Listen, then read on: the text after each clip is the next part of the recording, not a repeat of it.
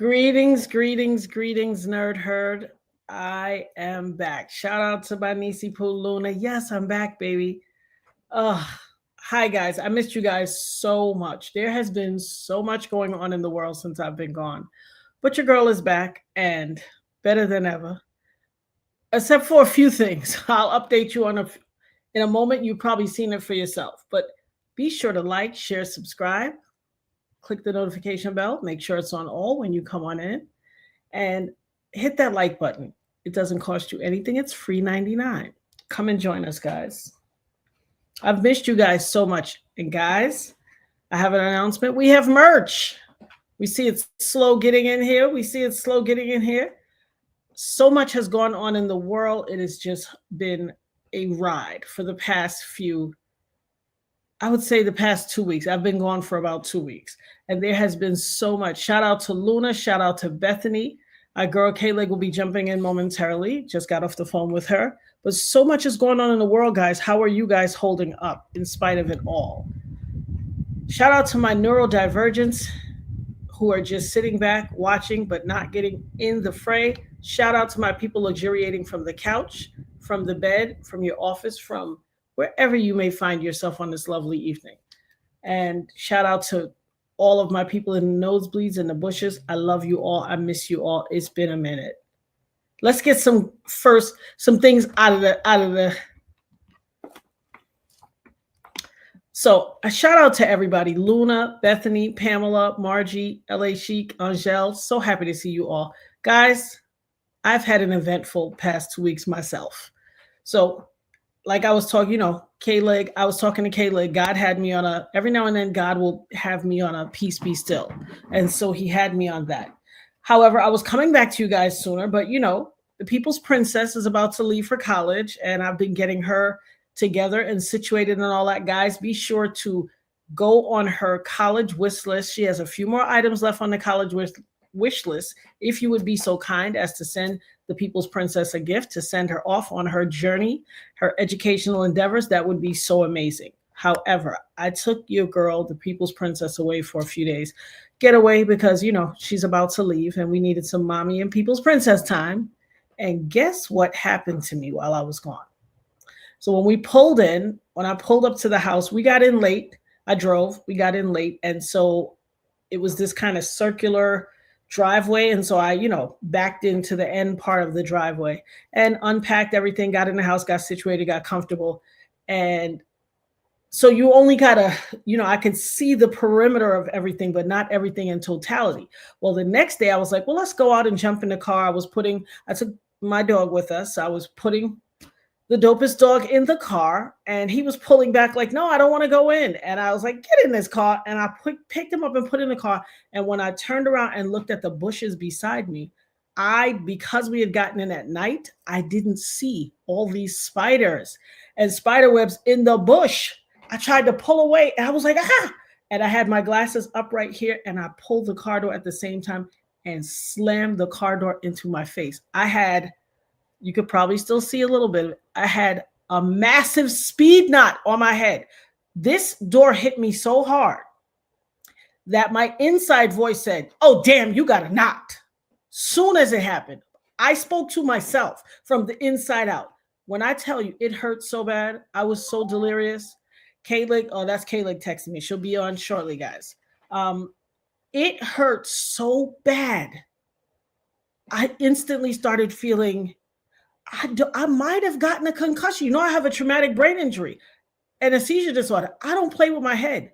When I tell you it hit me so hard, all I could do was just my inside voice was talking to the outside me. And all I could do was just be stoic. I was like, oh, and it hurt so bad. It knocked me. I mean, when I say this knot was huge, you could have called me Domer Simpson. Okay. Huge instantly.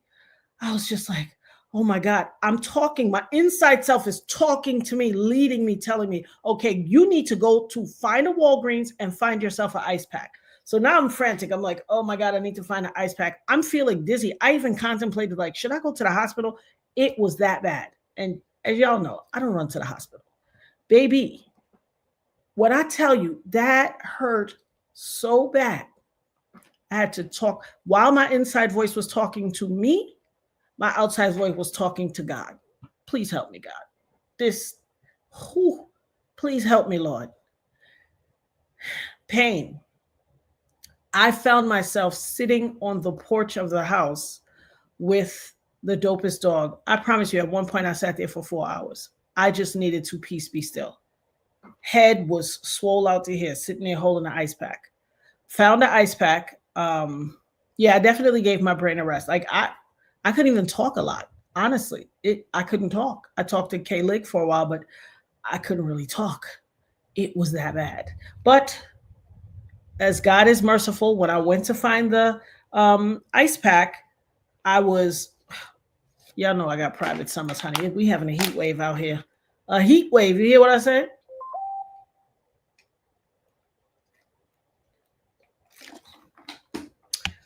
We are having some, and I have another thing to tell y'all too. Let me just go and show y'all this right now. So I've been actually holding it back. I don't know if you guys can see this dark marcation that's forming on my eye right here. It started probably about a little over a month ago, and a little more than a month ago, maybe 2 months. And I was so concerned about it. I couldn't figure out what it was. You know, we go to Google, and I just was like, what is this? Until one day, God was just talking to me in my peaceful moment. I'm like, Father God, like, make sure I'm okay. What is this? And then I realized it's on top of my bullet. That huge bullet fragment I told you I was right here by my entry wound. I don't know what's happening, but I don't know. Somebody told me that it looked like a blood vessel probably ruptured. It's right here. It's not on this side, only here. So I'm going to have to check that out. And then the head injury didn't make it any better. I really was frantic after that, guys. When I tell you I sat quiet, now you know your girl could talk. I sat quiet for days. One of the days I did not talk at all because I was just in that much pain. And it just was, whew. Yeah, frozen pack of peas and all that. But, you know, like I said, when you go into an Airbnb, you're not going to have like a random frozen pack of peas available. So I went and found a pharmacy. I got myself an ice pack. And while I was looking for the ice pack, I was so stoic in the store because I was feeling, in all honesty, I was dizzy. And I felt like discombobulated. I'm pretty sure I probably had a concussion. I was out of it. Out of it. So, what does that sound outside? I was so out of it. It shook me up, and I was just like, "Oh my God!" I hate to say nervous. I was nervous. I was nervous. I was just like, I don't need a head injury. I don't need anything. The door hit me so hard. First of all, the bush was full of spider webs and spiders, and I'm not a scary cat. I'm not a scary cat, but like I said, I'd pulled in the night before and I didn't see them. So when I saw them, I tried to, they startled me with the amount. And I mean, might I add, side note, what intricate and beautiful spider webs they were. They were so well constructed. Hey, Mocha, so well constructed. So, which is, you know, it's the nerd in me. Because while I'm pulling away, when I got back, I was like, those are really well constructed spider webs. Like these spiders were doing their big thing. Okay. They were doing their big thing. But yes, I rang my own bell. And your girl had to, when God said, I told you, peace be still. And I had been quiet, baby. I was quiet for days. I was shook up, rattled, shook up in my own countenance, in my own physical house. And I said, okay, you're trying to get my attention, Lord, for something. I don't know what. But while I was in that store getting that ice pack, I was trying to decide on a few things. And God literally said to me, turn around, look on the other aisle. And I turned around from where I got the ice pack and I looked across. At first on this side where I got the ice pack, there was also tea tree oil. So I was like, oh, well, I've been meaning to get some tea tree oil. So since they got it here on sale, I might as well get it now. Because I'm practical like that. Even though I'm in the midst of a storm, I can stay focused. When everybody else is getting crazy in the midst of a storm, I get hyper-focused and very calm. And so both sides of me was functioning. My outside voice, myself, and my subconscious voice. And I literally said, well, my conscious voice. And I literally said, well, I was looking for some tea tree oil for a while. So let me just go and get it. It's on sale. So I grabbed the tea tree oil, but then God said, turn around. And when I turned around, there was eucalyptus oil and it was on sale. And eucalyptus is one of my favorite essential oils. Like literally, I love eucalyptus. God said, rub that, after you put the ice pack on your head, rub that eucalyptus on your head. My knot was huge. My knot was so big. I sent a picture of it to Kaylee. She was like, her response was, damn, with the big, like, whoa face. It was huge. But hey, here come listen, honey, y'all give some love to the headmaster now. She's up in the spot. And Kaylee will tell you that, let me say the little disclaimer, y'all. Welcome to the Nerd Herd. You know what to do. Leave your shoes at the door, grab a pair of fuzzy socks from the basket, take a seat on the couch. Won't you stay a while? Guys, also, big announcement. If you look in the description, we got merch. The Dopest Nerd store is officially open. Go and grab your merch. This particular vendor did not have fuzzy socks, so the fuzzy socks are on their way. But as far as everything else, you can find the beginning of our merch journey, and you guys go and grab your merch. Show your proud Dopest Nerd Herd merch and love and connect. Hey, Roz, what's the deal, my homie? Everybody get some love to my homie, Roz. When I tell you, your girl had to, I would have come back sooner, but I couldn't. The knot was so big, it looked ridiculous. Let's see what Archangel Michael said. Hey, he said, that's a message. This is a feeling I get with you and Jag, my sister. You all have to watch your head. I can't stress it enough. Eucalyptus is in the air in summer down here. Wow. Yeah, I put the eucalyptus, and I'm telling you, the eucalyptus, you can still see the remnants. When they say a shiner, baby, it was a shiner. But the eucalyptus oil, you know, the People's Princess always has called me Barbie because she said no one's had as many professions as I've had. Like, I've done some of everything. But I know that these, like a knot on your head or something like that, causes a hematoma because, you know, that's broken blood vessels and the blood rushes to that area and it's in between layers of your skin and it will form, harden, and become a hematoma. But for some reason, God told me to put that eucalyptus oil. It was a big knot for like a good 2 days. And as it started going down, K-Leg will tell you, how crazy was it, K-Leg? How crazy was that knot? It was crazy. And K-Leg was actually one of the first people I called. I was like, you will never believe what at first I called my homegirl, Sam. And Sam was like, I had my hair covering the knot and I was driving to the store and I was like, Sam, oh my God, you're not going to believe what happened. She's like, what? I said, I told her about the spiders and she's like, well, what did the spiders do? And then I moved it and she was just like, damn, like everybody's reaction was the same. It was crazy. But God is an awesome and a mighty God and he always watches over me. And so here your girl is back. But thank God, it could have been so much worse. And like I said, with my traumatic brain injury, I don't play with my head because it's so sensitive. So the next thing that I have to deal with is this, to find out what's happening. And you know what? I could have tried to cover it up because I'll be honest, it's bothering me. It's making me disquieted. That's a better word. It's disquieting me. But this is what, and I don't know if it's connected to stress with everything that's been going on with the case. I don't know. Or, you know, we have to remember that I have lead in my face, in my head. Lead, bullet fragments. Bullet fragments are made of lead. So this is lead sitting in my face. I've had this fragment. This is the biggest chunk of bullet fragment right on my optic nerve. I've had this here for 25 years, and all of a sudden, this is what's happening. And it looks like, somebody said to me, it looks like a busted blood vessel. So, but this is my story. You know, people, this is how you get to know me better and get to understand, just because something happened 25 years ago doesn't make it over with. It doesn't make it over with. So all the trolls that like to come in and be like, oh, you took money and you this and you that, you know, you don't know. You don't, you have so much to say, but you have no idea what I endure. So, but enough of me. How are you guys? How have you been? I've missed you so much. Bethany said, your body can at any time reject foreign object, even at 25 years. Yes, indeed. Yes, indeed. And it is.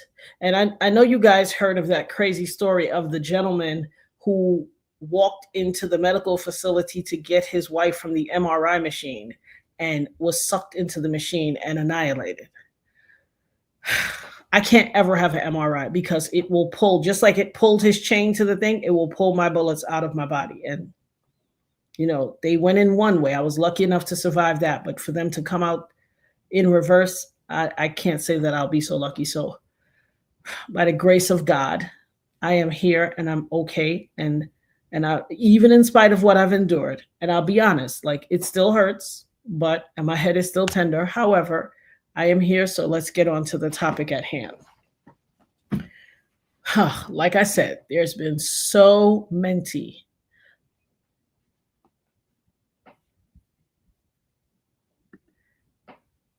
Archangel Michael said, sister, they might move around in you, those fragments, Natanya. I think you have to remove them. Lead poisoning is not to mess with. I know. I don't think you should have them anymore. Get the evidence jarred. Absolutely. And here's the deal. Had they been able to take them out at the time, that's what the issue was. Because of how the bullet shattered and where they all landed, taking them out was very dangerous. Like on my optic nerve, it was very dangerous. And at the time, they did remove the one that was aspirating into my lungs, but they made a decision that as they were, let them stay. I don't know what this is, honestly. And it's almost kind of like, in all transparency, it's like I don't want to hear any bad news. I don't want to hear any bad news. So, but I know I am going to get on top of it. But like I said, there's so much going on since we have not been here. And you're right, Michael. Technology has advanced compared to then. You are absolutely right. And so I have to go and, at least, if nothing else, allow current technology to see how they can what the possibility is for them to remove them from me. Absolutely. And you can't knock the timing. But, everything in God's timing. Everything in God's timing. I'll be very honest. But the hitting of the head just made it worse. It really jarred me and unsettled me. And I've been probably more quiet lately than I've been in a very long time because it just, no,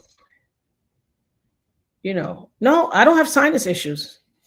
I had them when I first got shot, but not at all. It's not. It's not irritating sinus. It's nothing like that. I'm not having like congestion or nose blowing or anything like that. I don't have any post-nasal drip, none of that. Absolutely threw me off my game. Absolutely. Absolutely. Listen, the spiders tried to take me out. Okay. The spiders.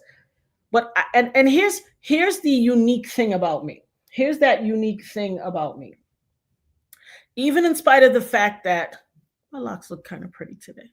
Even in spite of the fact that the spiders jolted me and made me jump and try to pull the door open to escape them and get away from them, I had the wherewithal to stop and really pay attention to, as the sunlight hit the spider webs, I could see the intricacy of the spider webs. And they were beautiful. The patterns were probably the most intricate, beautiful patterns I'd ever seen in my life. It was just, but I had the wherewithal to stop and consider that. And I didn't like hit them or knock them down or anything, because what gives me more right to exist in this world and on this earth than the spiders? Like, they're all creatures of God's too. Now, I don't want them on me. Now, if they'd have jumped off and tried to get on me, I would have beat them to smithereens. But they didn't try to jump off and get on me. I was just startled by their presence. For all I know, they could have been here way before us.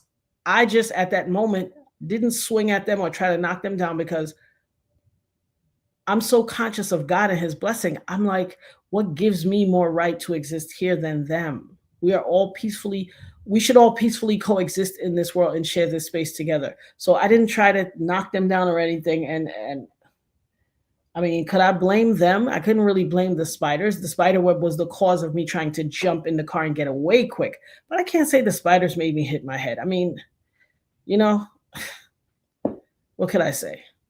It was my own self. And I'm not usually one to be afraid of bugs and spiders and stuff like that. It was just awe striking to see the vast amount of them and the intricacies. So, it was that thing. But let's get to this other pressing matter. This New York City shooter, active shooter. Guys, I really want to know what your before I go forward, K-Lig, if you will, drop the People's Princess's college wish list. Guys, we're down to days. She has days left. So if you would be so kind as to get something off of her wish list so we could get it in time before we hit the road to take her off to her future endeavors and her journey. She's doing big things out here. Super proud of her. And, we just want to send her off right. So be a blessing if you so choose, if you will, if you're able. K-Lig has put it in the chat. This is the wish list.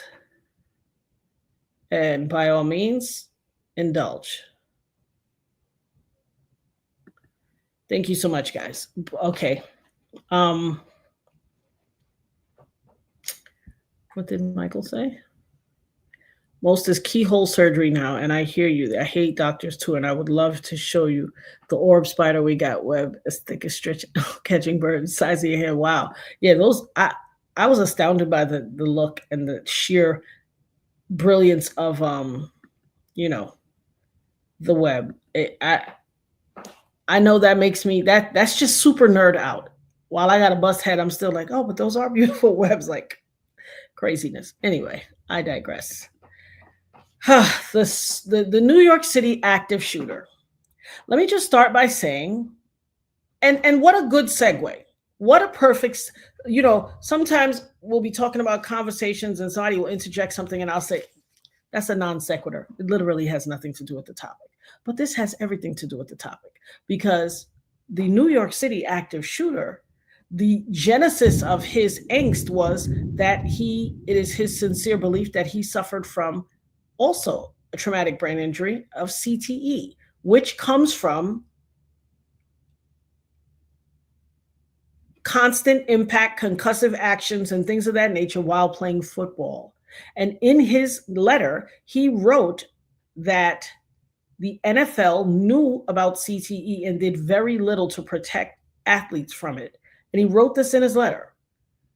Thank you, Keisha. How you doing, my love? Thank you so much. I'm happy to see you guys too.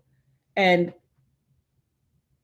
let me put Bethany's comment up. Bethany said, brain injuries and NFL not taking care of players. Absolutely. Absolutely. So I can relate to the brain injury part. We all know the head is such a delicate thing. Like you can do something without every single body part except your head. Your body can exist with, have you ever seen the people who are amputated at the waist and they have no lower portion of their torso? And there was a guy in New York for years, he got around on this, I would call it like a body skateboard. That's how he got through. He would be on a train and everything, going through train carts and everything. You can survive without a hand, an arm, every single limb, digit, everything on your body. If your heart goes bad, you can survive with a pacemaker. You cannot survive without a head. You can't. You just can't. So, and I can understand if this young man, first of all, I don't condone gun violence, especially not against innocent victims, especially not against unsuspecting people. However, a lot of things are at play here. Your girl is from the great state of New York, the Big Apple. That's my home. That's where I'm from. New York has some of the strictest gun laws ever known to a state, okay? All these other states that are okay corral, you have concealed carry, open carry, medium carry in your car, and your car is an extension of your house. You cannot do any of that in New York. Now, I've worked in Manhattan. I've worked in Manhattan extensively. You see the long, let me pull up this. I made sure I put it in the, let's look. Talk amongst yourself, guys. Let me pull up this thing.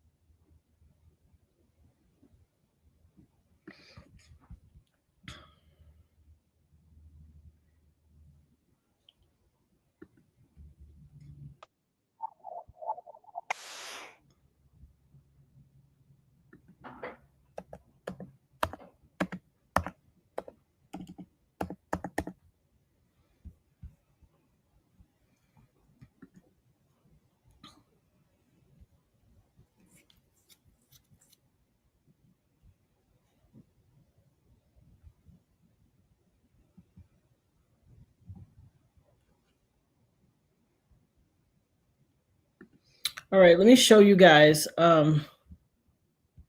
this. For those of you who are not aware of what we're talking about, let me show you, bring you up to speed and show you what it is that we're talking about. In New York City, a couple of days ago, there was an active shooter who opened fire in a Park Avenue building, none of which makes any sense to me. None of which makes any sense to me. I'm from New York. The fact that it was said that this gentleman was able to walk across the street. Let me just give you this was a little inside on who the gentleman who killed 4 people and seriously injured another after a shooting at an office building in New York. Spent time in Southern California growing up. The shooter, identified as Shane Tamura, graduated from Granada Hills Charter High School in 2016, where he was a football standout. He transferred there from Golden Valley High School in Santa Clarita. Old teammates of his we spoke to described Tamura as a good person who never caused any problem. And letters found on Tamura's body after yesterday's shooting show that he blamed football for giving him CTE. He also blamed the NFL, although he never played professionally. As we continue to follow the latest, let's get to ABC's Nicole D'Antonio, who is live from Washington. Nicole. Well, and Rachel, John, this morning, we're also learning more about the moments leading up to that mass shooting. Police believe the shooter traveled cross country from Las Vegas to New York City before opening fire in Midtown Manhattan. This morning, an active investigation into a mass shooting in an office tower in the heart of New York City. Authorities say the shooter is 27-year-old Shane Devon Tamura. At the end of the workday Monday night, police say he walked towards 345 Park Avenue in Midtown Manhattan, wearing body armor and carrying a rifle. The building's security camera footage shows the shooter enter the lobby, turn right, and immediately open fire on an NYPD officer. He then shoots a woman who took cover behind a pillar and proceeds through the lobby, spraying it with gunfire. Authorities say the suspect then went into the elevators where a woman was getting out. The shooter then calls the elevator, which opens in the lobby. A female exits that elevator, and he allows her to walk past him unharmed. He then rode to the 33rd floor, where he allegedly walked the floor, firing rounds, striking and killing a woman before police say he turned the gun on himself. The building where the shooting occurred is headquarters to major companies, including the financial firm Blackstone and the NFL. Inside, workers were told to shelter in place, some employees even using office furniture to barricade the door. We heard multiple shots go off in quick succession from the first floor, and a lot of us just rushed into the room. Some went out in the back door, out onto the street. Other people, including me, we ran into the conference room and then eventually barricaded the tables across the doors and just stayed still. Outside, witnesses described the chaos on the streets. I heard, you hear like, I thought it was like drums or something, and then I was like, what's happening? We just kept walking, and then you see people running at you. And so then we're like, what's happening? It's like, we hear gunshots, so we just ran. In total, 5 people were shot, including an off-duty NYPD officer who was working security for the building. He leaves behind 2 young kids and a wife who's pregnant with their 3rd child. Now, the man was found with a note in his pocket that may point to a possible motive. Police say a handwritten note claimed he suffered from traumatic brain injury and made a vague reference to the NFL. Okay.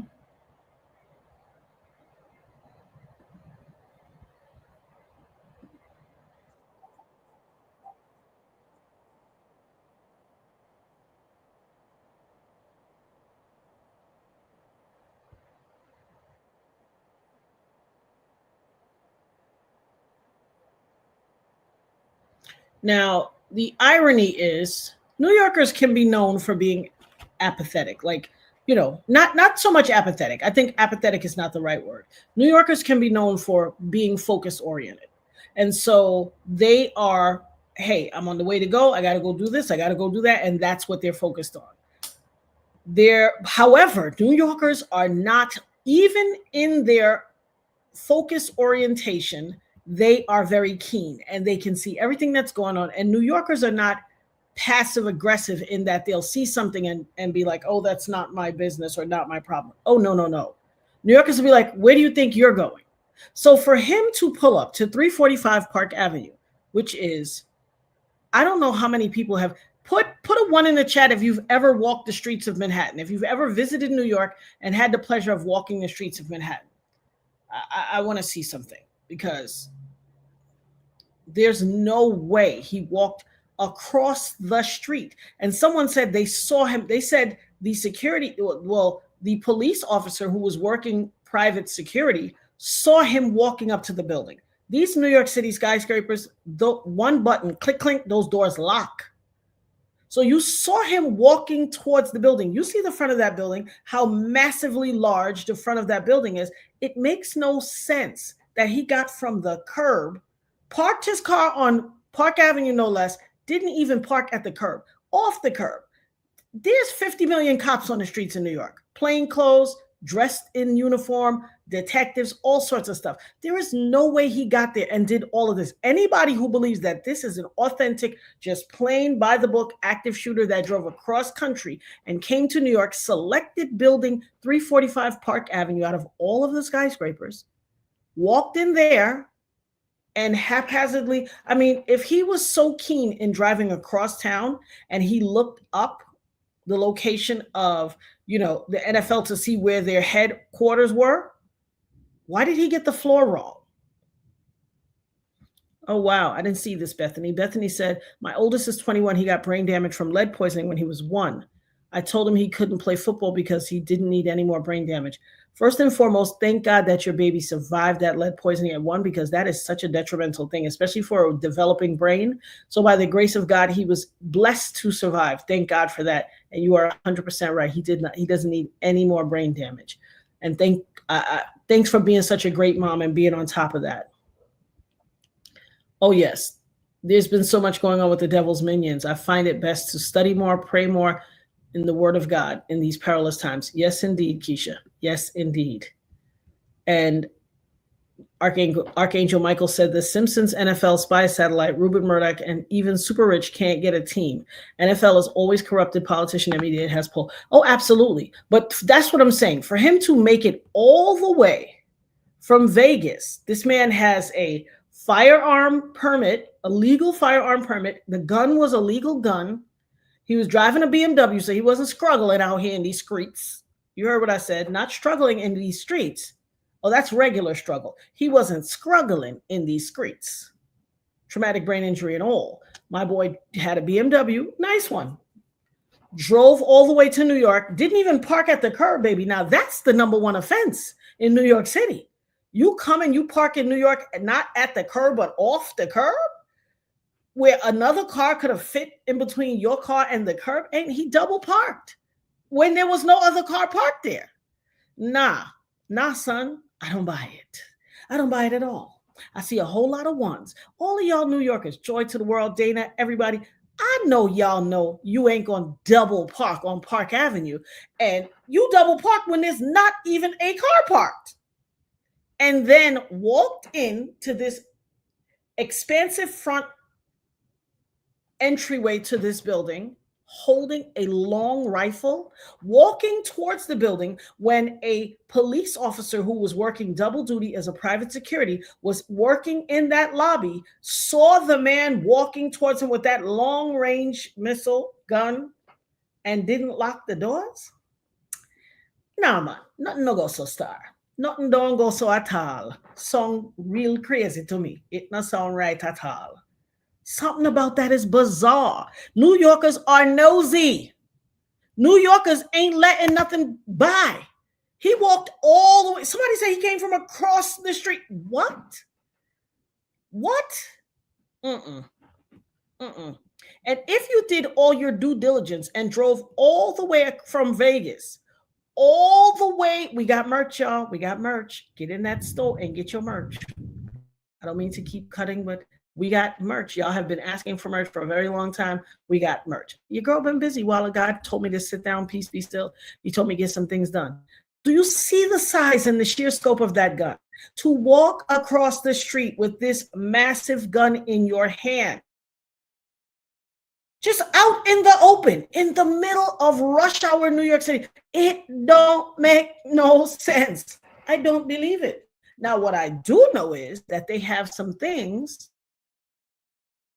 where there was, in the Warren Commission, they did a thing where a CIA agent came and told them about the heart attack gun, and they have this little, they can shoot you from a high distance and they make it look like you have a heart attack. They can also shoot you with something and make you go off and do crazy things. MK Ultra. Or I don't know if you're allowed to say that on Facebook. KM Ultra. Doesn't make sense to me. Something don't pass the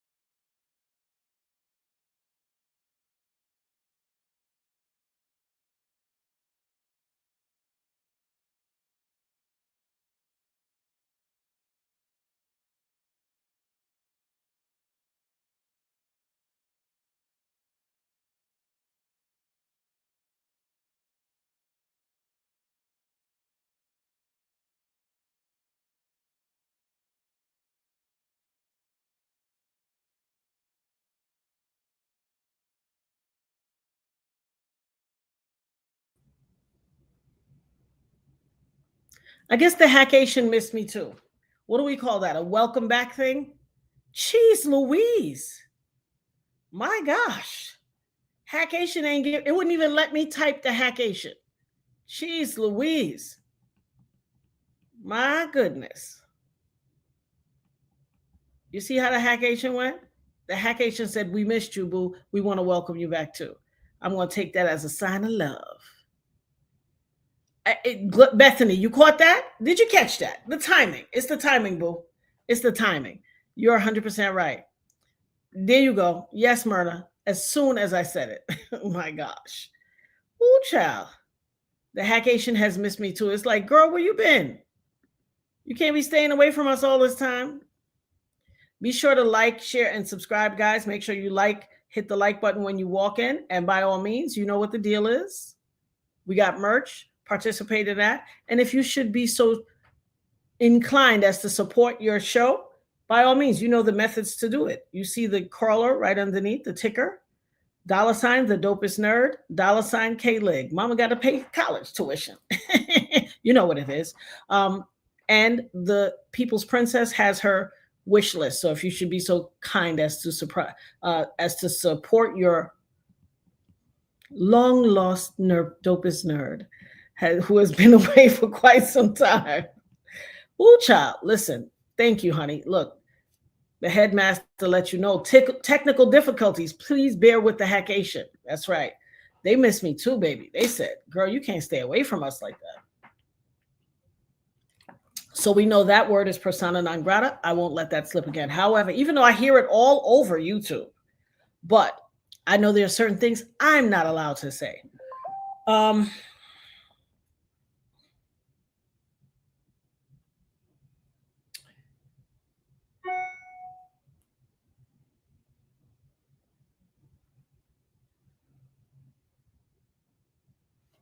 Oh, thank you, Josh. That was so sweet.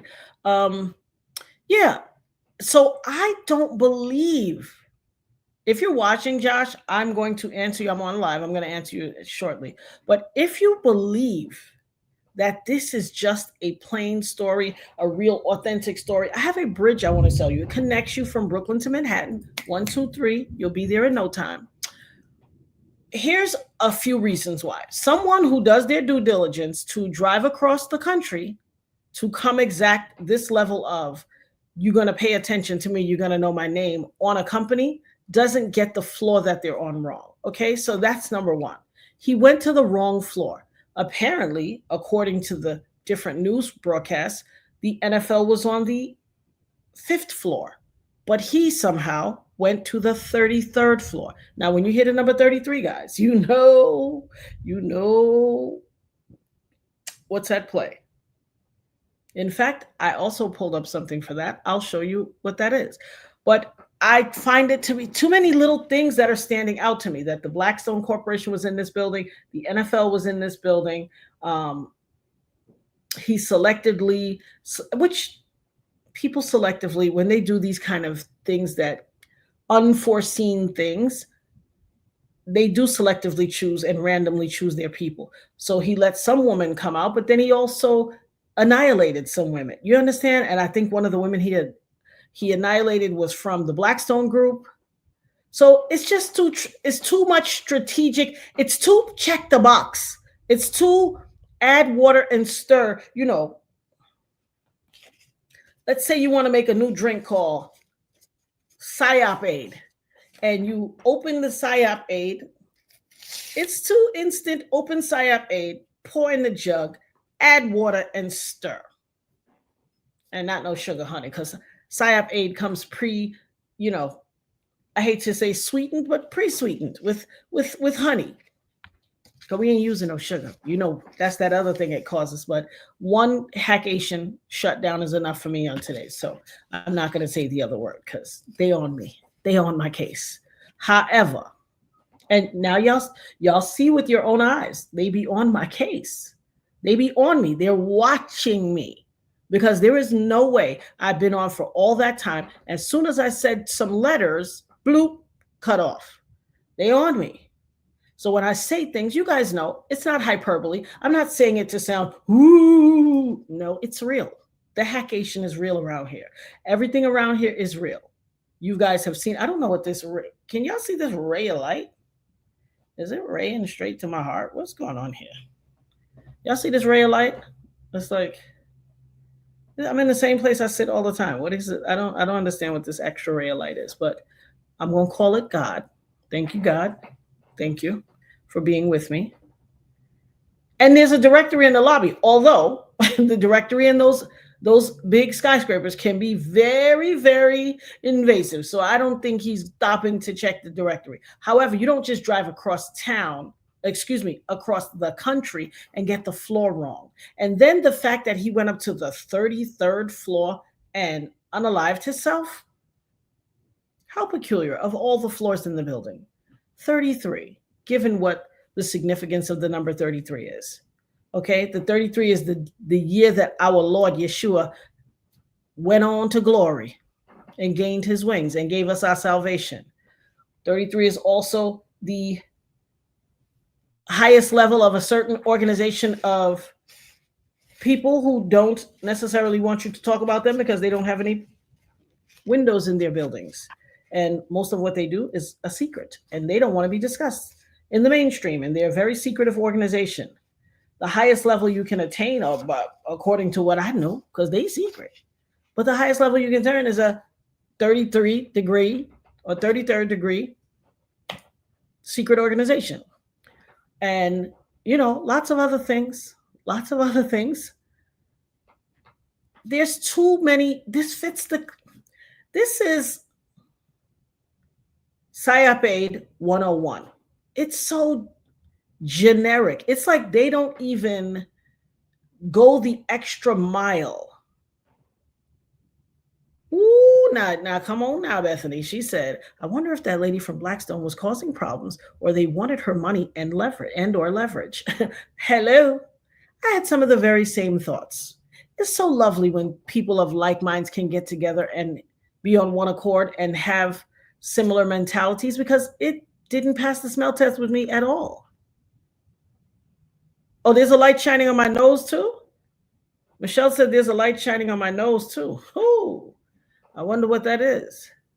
Well, I'm going to take it, Lord. As long as this light right here leading to my heart is you, God, I'm going to take that every other light is you as well. Really? I never. Why, thank you. I'm looking very sparkling and ethereal, angling to the light to navigate through different boss, but I got that message. Hallelujah. I'm going to take that. I'm going to take that. Thank you so much.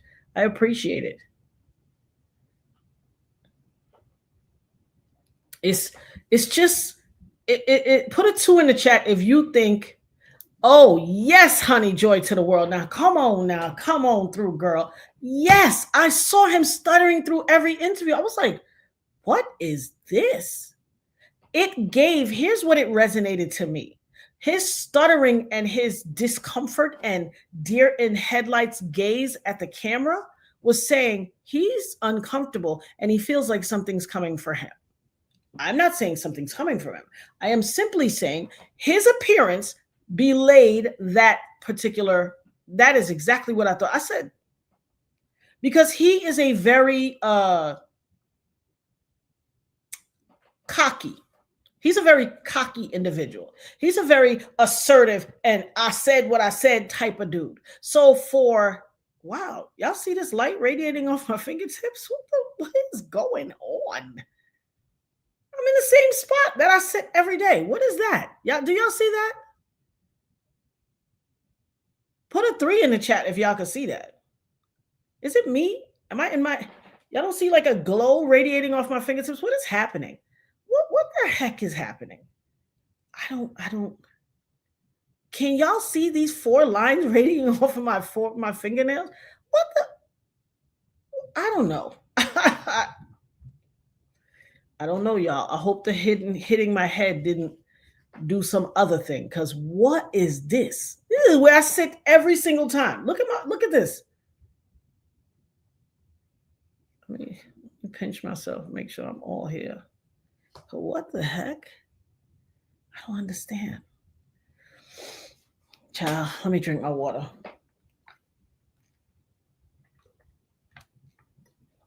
Excuse me, People's Princess. People's Princess.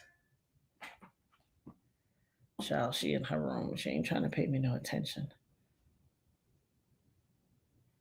Vaughn?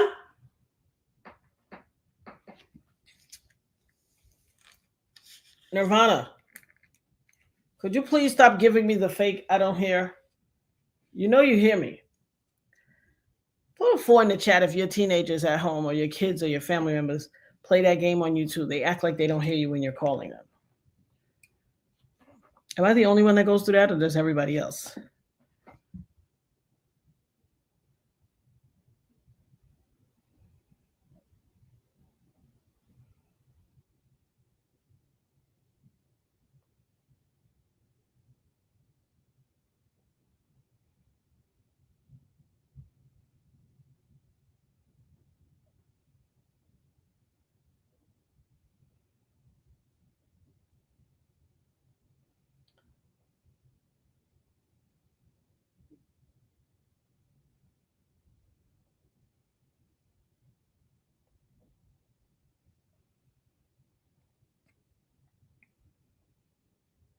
Excuse me for this, guys.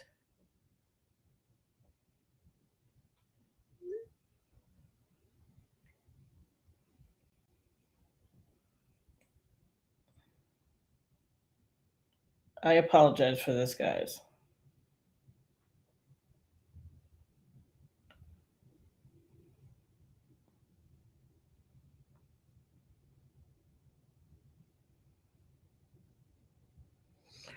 Sorry about that, guys. It is extremely hot. We are having a heat wave. And when I tell you heat wave and private summer, y'all see that sweat dripping down my neck? Heat wave and private summer don't go together. But yeah, I'm glowing. Why am I glowing? I mean, I consider myself to be a radiant individual, but this is a lot. This is a lot. IDK. 444. I take those angel numbers right there. Thank you so much. The light is wild. I've never seen it before either, Sarah. And y'all know this is, I mean, am I sitting in the same spot that I always sit in or what? The only thing that's changed is that I hit my head. Did I shake some extra rays of the sun or light? Some radiance free by hitting my head? Yeah, baby, these personal summons, baby, they ain't for the faint at heart. Whoosha.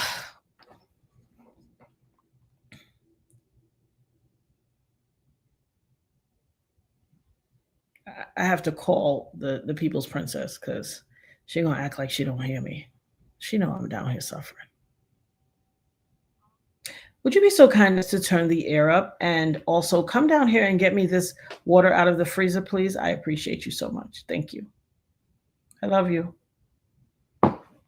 She got to get up on these production duties. You know, I got to get the last out of her before she's gone. Like, I have days left, guys. Do you remember what I was saying? In a few months, and in some few months, and a few months, and then I was like, oh, she has a month. And then I was like, she has a few weeks. Now she has days left. Days.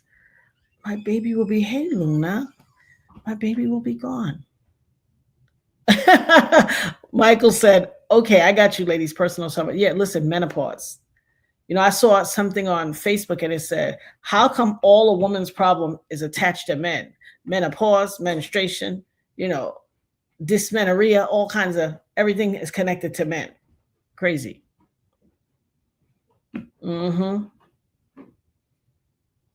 Days, yeah. Yes, there's some kind of heat wave going on. I'm not exactly sure. Well, I am exactly sure. A lot of it has to do with global warming. A lot of it has to do with all of the cloud seeding and the craziness that they're doing, disrupting the normal flow of the earth. And it's causing, what is this streak of light? What is happening? I'm gagging with this. Every time I see this light from my, look how you probably can't see it, but if you pull up the thing, I'm freaking glowing. Like my fingers are glowing on the screen. I don't even know what to make of it. Thank you so much. You good? What you doing?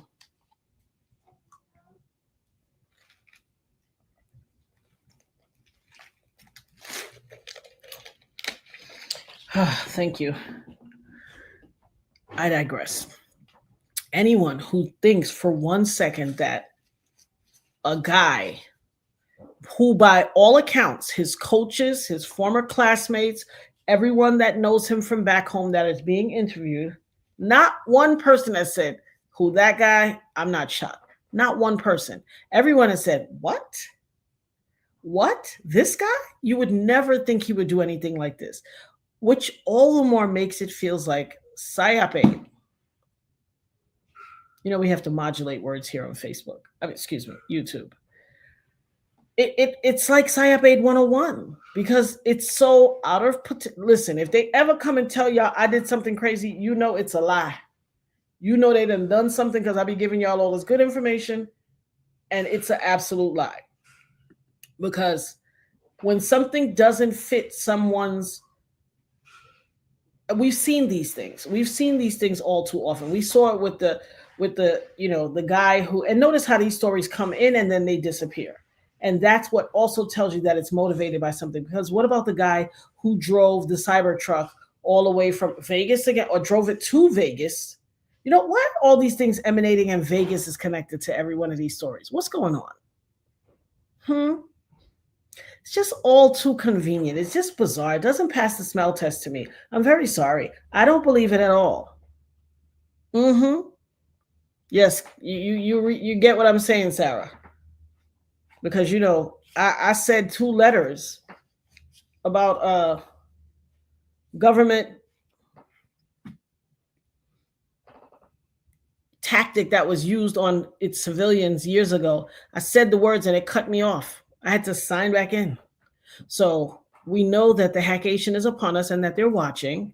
But, you know, if we don't have these real conversations, we can't expect them from, you know, legacy media and mainstream news organizations. We can't. We already know that they are connected to, yes, some. And here's another perspective that came over my mind too, because it's not lost on me too. Anytime they do these, especially in a region like in New York, where people just have this sense of independence and this sense of all is well and everything's going to be all right. And, you know, New Yorkers are resilient beyond belief. I mean, they showed the floods that took over Texas, took over all over the place. And when they showed the floods that happened, they showed the floods in New York as well. And the people were on the train like, yeah, girl, so what you doing tomorrow? Like, could not be bothered. Okay. I mean, people were like, the comments were more like, my God, they so calm. What is going on? How did they just like, could have had a V8? Because New Yorkers are so resilient. We've seen so much. Joy to the World said, the mayor gave it away with his behavior. Weird as hell. I agree. And the age of Aquarius, it said the age of Aquarius not allowing a lot happening in LA or Hollywood. Absolutely, but not anywhere. Not anywhere. Remember what I told y'all. God told me Prophet life was going to fall apart. He was going to try to unalive himself. And what was number 3? Babylon is going to fall. Babylon is shattering like a million pieces of broken glass all around us. Every day we get to see it. Every day we get to see it. And here's the deal. It is not lost on me. Whenever they want to strip a segment of society of its civil liberties, they always make some horrific crime where you need to feel terrified and afraid, and you need to allow them to become more totalitarian and take away your rights. That's what they do. They want you to be so afraid that you hand your rights away. You're like, oh yes, come in occupying force and take over and do everything you need to do to protect us. We don't need civil liberties. Look at the officer's name. The officer who was, you know, had 2 children, and God rest his soul, and may his wife have the peace of God with her in dealing with life now without her husband, with her children, you know, and she's supposedly be pregnant, 1 on the way, which is horrible. But there is an old African proverb that says, in order for one to come, one must leave. And oftentimes when you hear of a birth, it usually correlates with someone in the family leaving. They are leaving to make space for the new one. Don't shoot the messenger, literally and figuratively. Okay? This is not me saying this. This is what exists. If y'all know about that, put a 5 in the chat.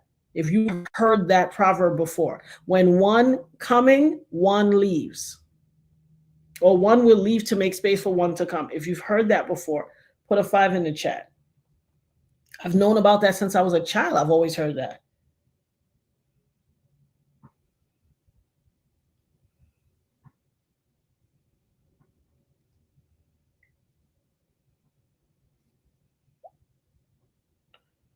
I'm sorry, you guys.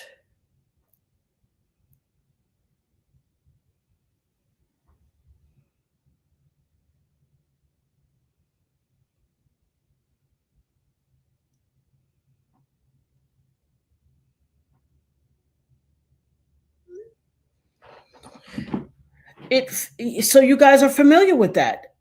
It's unfortunate. I cannot stand that someone had to lose their life to be a part or as a result of these PSYOP aids, because they don't care who they use.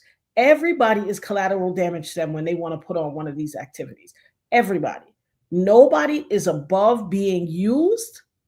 And in order to push the narrative that you guys are not safe, we're coming to your rescue. We're coming to save you. So we have to search your bag in a train station, and we have to whenever it is to add water and stir PSYOP aid. Look at did you see the cop's name? His last name is Islam. Really?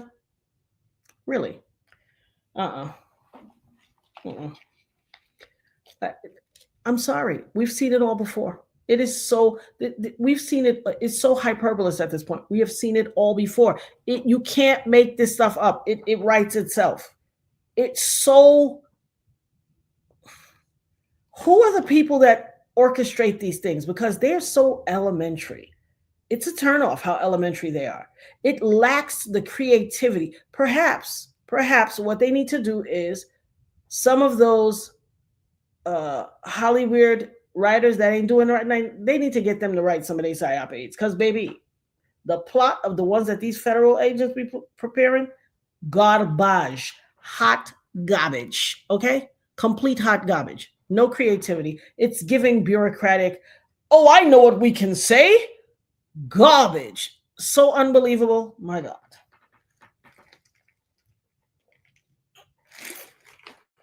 It's a lot of young film students out there. They got a lot of creativity, a lot of ideas, because at this point, y'all insulting our intelligence with these stupid things. And it's disconcerting to me. I don't like it. I always say, I was born at night, but not last night. Come better. Send your best and brightest. These,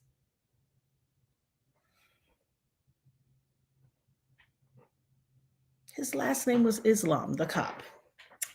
Come on. Connected to something with a shooting. Like, you guys, to me, whenever you hear of these psyop aids, it's somebody, either the people who are annihilated or the person who does it, they are dispensable for some reason. They were a part of some organized structure of something, and they know they can take that person and orchestrate foolishness by using this person. It doesn't fit the bill, though. This guy had a legal GUN, although they said he has a history of psychological problems, and his belief was that his problems were related to the continuous head trauma that he endured as an athlete.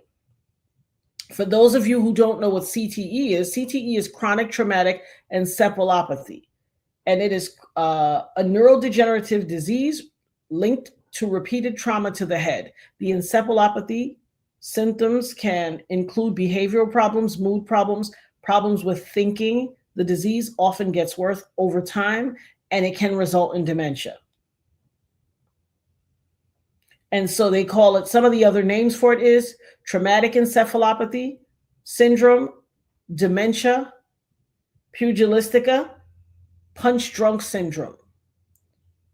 You know when they say someone's punch drunk, or if you've never heard that before, the specialty that treats it is typically neurology, psychiatry, and sports medicine. And then the symptoms are behavioral problems, mood problems, thinking, problems with thinking.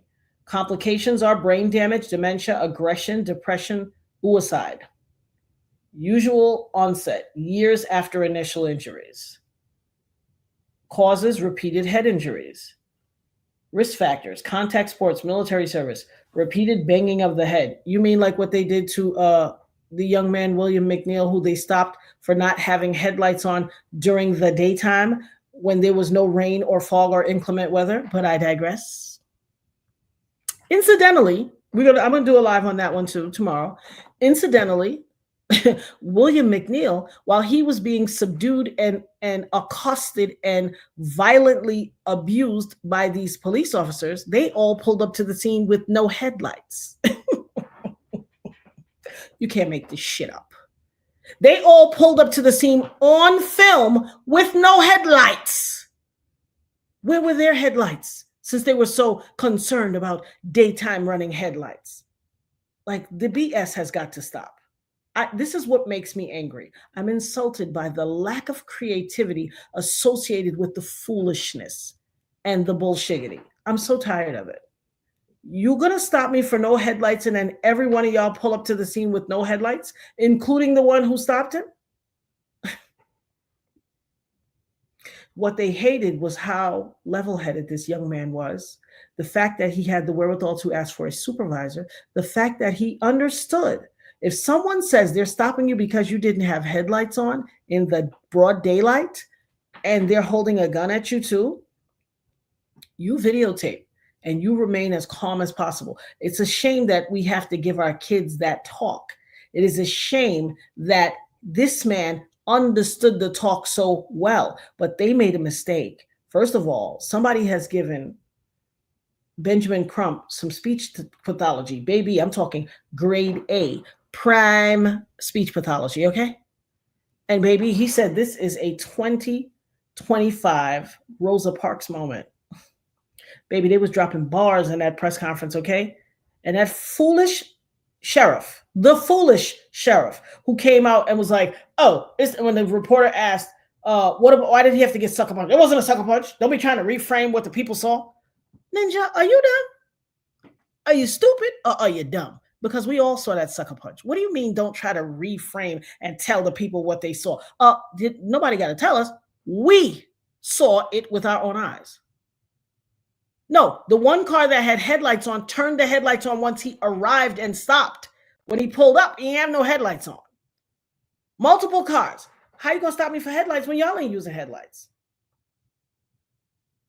It's just disgusting. But I digress. Back to this Sayapade. We're going to definitely do that story because this young man fit the bill. He was the young man who was doing everything right. He's a college student. He is a mentor. He just had never been in trouble before, was doing everything right and remained incredibly calm. Is in a 2-parent household, is an active member of his church community and mentors people at the church as well. At the press conference, the college president showed up, okay? College presidents don't show up for any old thing. They don't. There's been a lot of people who are college students and things have happened and the college president was there. The college president was there, okay? So there's that. There's that. Oh, Ben Crump is brilliant, but that speech, he had that heavy tongue. So sometimes he used to sound like, it was too much for me. No disrespect to the incomparable Ben Crump, but that, and no disrespect to anyone who has a speech impediment. My husband, Mr. Roger Rubin himself, Roger Rubin Sr., who has departed and with the Lord, watching over his family, had a speech impediment. My husband stuttered, so I know a speech impediment. Mind you, my husband might have stuttered on every other time, but if he was telling you off, baby, that thing was clear as day. You hear me? Clear as day. He'd be telling you off, he don't stutter once. I digress. But he absolutely got speech pathology. And when I tell you, there's something to be said for hearing constructive criticism and being able to see yourself and to make, to autocorrect. What a beautiful thing. What a beautiful thing. The things that someone may have been able to use in the past to hold him down or set him aside and not pay attention, baby, when I tell you, he took a master class in speech pathology, boo, because he got that heavy tongue under control, okay? Okay? Okay.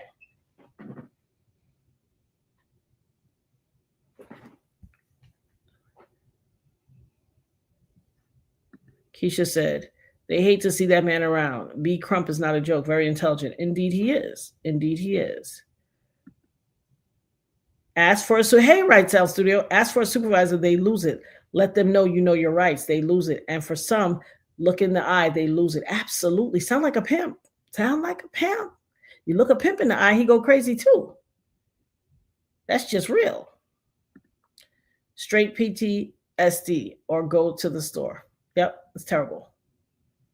And Bethany was saying something else before. Let me scroll back up. She said, I have no idea what Black and brown people suffer just driving to live. I'm so sorry there are many awful people who hurt Black and brown individuals just because of their skin. It's deplorable. And you know what? They don't hurt them because of their skin. They hurt them because they themselves, the one doing the hurting, is a savage and insecure. And the Black and brown people are just the object of their savagery. It don't have nothing to do with the black and brown person. It's all about the person doing the hurting. He has to take the onus. They have to take the onus amongst themselves and upon themselves. It's all about them, their insecurity, their fear. They need to go on, their jealousy, their downright negativity and evil that lives within them. That's what it is. That's exactly what it is. The Black and brown people got nothing to do with it. Nothing. It is not, it's that, and I understand what you're saying, and I appreciate you for that, but that level of thinking is the same way they say, you know how men are, you shouldn't be dressed like that. You should wear a longer skirt so men don't look at you. It ain't got nothing to do with the skirt, baby. A man will grape you in a long wool set with a ski suit on, covered from top to bottom. He'll grape you if he get the chance. Y'all remember what the whole discussion was? If a woman in your family was stranded in the woods, would you prefer her to be with a bear, a grizzly bear, or a man? Everyone said the grizzly bear. You know, that thing with the long claws, ravenous, and will swipe your face off with one fell swoop. I'd rather my daughter be with the grizzly bear. Because that man, he will violate your daughter, your wife, your mother, your whatever, your woman, violate her in ways she will never recover from. The grizzly bear gonna rip her arm off, perhaps eat her fingers or something. Whatever, maybe some shards or scratches. If she gets big and the grizzly bear may run away. But that man, no. You don't stand a chance with him. There's a lot going on in this world.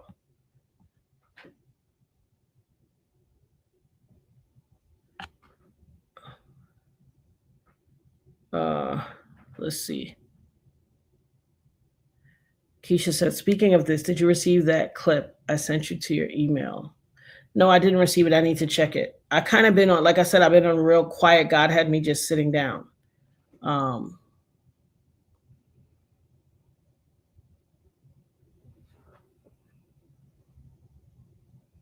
Yeah, the abuse of power is just reprehensible. It's so disgusting. Hey, Royal.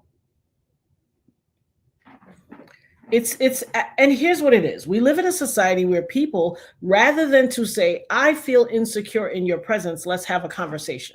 Because their insecurities are rooted in their own unresolved hate, jealousy, all these unresolved feelings, lack of self-esteem within their own constitution. See, people who are racist, people who are violent, people who are aggressive, people who are microaggressive, they can't understand why them as a collective body of people, a group, a system, exacts negativity, hate, racism, oppression against a people, and those people still shine, those people still drink their water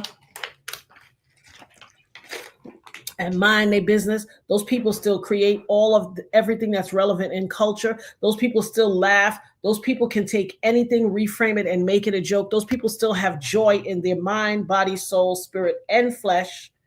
Those people's melanin is popping. Those people are creative with their hairstyles. Those people are creative with their outfits. These people that are under the guise of oppression incessantly still find a way to laugh and to smile and find joy. They can't stand it. They can't stand it. You know why? Because they won't work on themselves. K-Lig sent me a video. There was a sinkhole opening up in the street. A young black guy, I would say early 20s, maybe a teenager, late teens, early 20s, tried to signal this white guy down like, hey, don't go. The white guy flipped him the bird and cussed at him and kept going. Wouldn't listen. As soon as he got down, not even 4 seconds away from the black guy, he fell into a sinkhole, which is what the young black guy was trying to warn him of.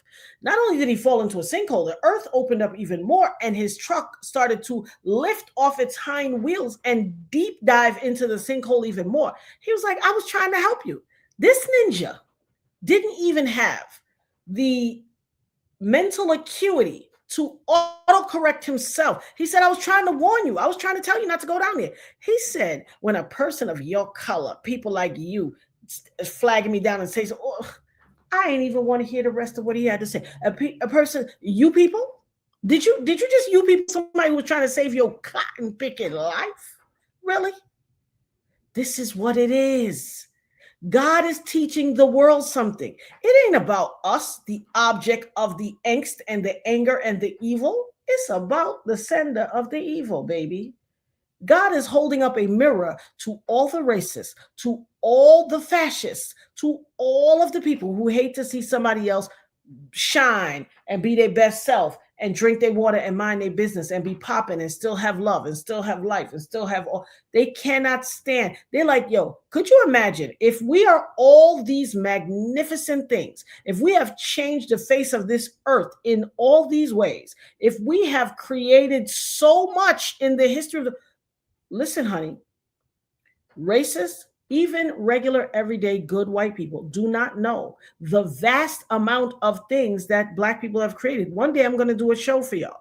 I'm going to show you this thing where there was something done years ago. It said we're going to remove everything from the history and from society that was created by Black people. Baby, it was a traffic backup because they took the street lights. It was, I mean, everything in the, you would not believe how many things were created by Black people. And even more things that were claimed by white people were actually created by Black people. Because let's keep it a buck.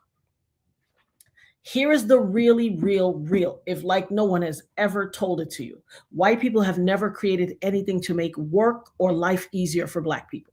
So all those things, the cotton gin, all those things created by Black people.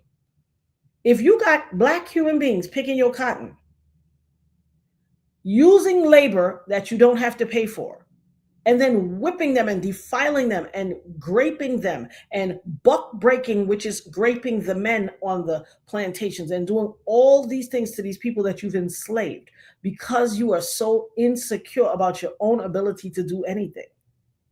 You're not going to create a cotton gin to do the work in an exponential amount of time that you had human labor doing. So anything that was created to improve the quality of life, and Black people used to do that job, it was not created by a white man. And you could take that to the bank. Okay? Take it to the bank. There's a guy right now. He created something, a young Black guy. He created something called plastiline. He created gasoline using plastic bags. He's been missing. I think he did something the last time on July 9th, a video saying things are happening to me because he displayed his creation. He said, people are following me, weird things are happening. I don't think that I'm going to be safe. I don't think I'm going to live long. This guy hasn't been seen since. Why? Why y'all hate progress, and why y'all hate Black people, and why y'all hate so much? Why? Because it ain't got nothing to do with us. Really, I understand that so many things. There you go, Royal Jenkins. Benjamin Banneker plotted out not just the White House, but Washington, D.C. from his mind, from something that he, in his mind, not the least of which is he is a descendant of the Dogon tribe. Look up the Dogons, baby. The Dogons ain't to be played with, okay? Mystical people. Yeah, what they do is, you said they grate the patent and trademark office to claim they made everything. Yeah, and what they do is they take what you did, what was created by a Black person, and run to the patent office where their friends are and get it patented. It doesn't mean they created it. It's just like the light bulb. How could Lewis Latimer create the filament, but what's his name, Edison create the light bulb? Doesn't make sense. Because here's the deal. If I have to write the plans and the patent request, if I have to plot out the plans in order to get a patent for you, you didn't create the thing. I created it. Because you would have to be able to explain your intellectual property to someone who has no understanding or no hand in creating this thing that you created, and to tell them how to draft your plans. Whoever drafted the plans made it. And if you look at most patent plans, they're drafted by someone else, especially in those old days, drafted by someone else, the person who actually created it. You could take that to the bank too.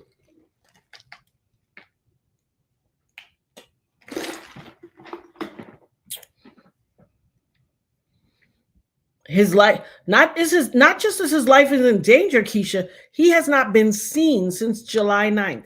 This man says, I don't think I'm going to live long. We heard about all the other people. You heard about the shooting in, which was another PSYOP aid. I think it was upstate New York, where 9 people were unalived in a supermarket. One of the people was a security guard, former military guy, but a security guard who created a water-fueled engine. He was one of the people in the supermarket. You can't for one second believe that a man who created a car or reconfigured a car for his engine to work off of water and just happened to be working because he couldn't get his stuff off the ground. He just happened to be working in that supermarket and somebody came and shot 9 people. He's one of the people and unalived. Come on. Listen, they using, please, If you're going to do all these things, recruit some independent, or at least send your people to film school. Because my God, the lackadaisicalness of the crap that they create is just disrespectful. It's just disrespectful. And it's always been about power. It's everything is about power and control, which is why anybody that knows me or understands me in any way or get to knows me understands. And listen, I see, Bethany, I saw where somebody said that. But here's why that doesn't make sense. If your child is in hiding, you're not going to come out and say, oh, he's okay, he's in hiding. You're going to keep your mouth shut. You're not going to come out, because if you could say he's in hiding, the people who he's hiding from can find him. I don't trust that for 1 second. You can't believe those things. Not the least of which is the guy's from Atlanta. He got an Atlanta black mama. You ain't coming to announce to the world, but my son ain't hiding. You ain't going to say nothing.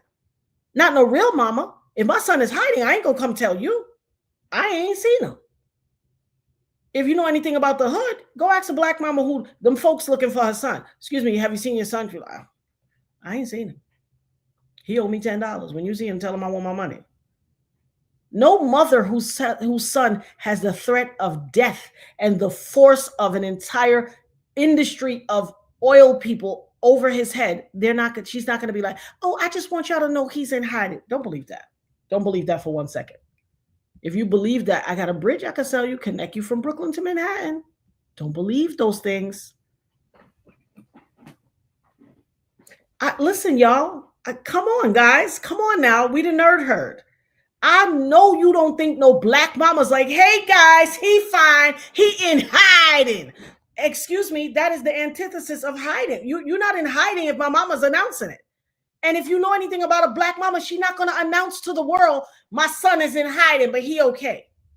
She's not going to say nothing. Come on, guys. No. I need y'all to dig down deep into that. Don't believe that. Don't believe that.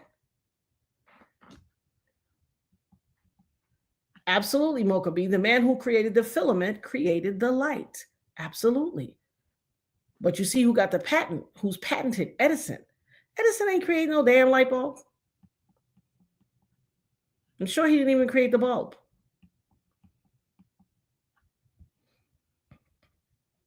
Absolutely, we should celebrate innovation and stop stifling it because of money and power. But it's all been about power. These people are about power. The headmaster says, we see you peeking through the bushes. Don't be scared. Join the convo. The nerd herd is a welcoming bunch. Indeed, we are. Indeed, we are. Everybody's welcome to the conversation. Renee said, they will have a remote control car to go under your car and cause an accident, most likely fatal, which absolutely, honey. And you know that's how they get everybody. So let me just say something. If y'all remember, there was a time where everything that was happening is the person was found unalived in a hotel. Everything was found unalive in a hotel. Before that, everything had a fatal accident. Everybody that was annihilating and had a fatal accident, unexpected accident. Then they all found in a hotel unalive, found in a hotel. They go in cycles.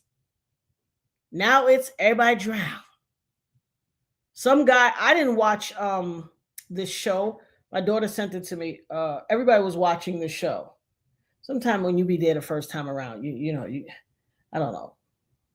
The show didn't, let me see what it was. She said, I think it was, who sent it to me? Was it Nirvana?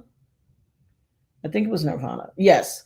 So the guy who was best known for playing Avi on the show Snowfall, I don't know if y'all watch, put a 6 in the chat if y'all watch Snowfall.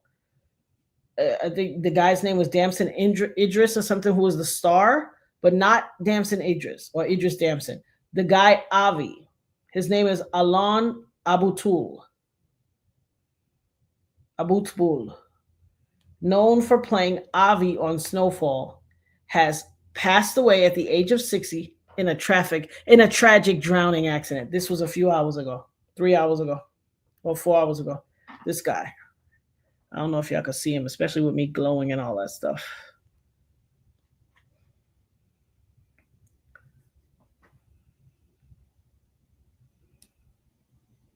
I don't know if y'all can see that.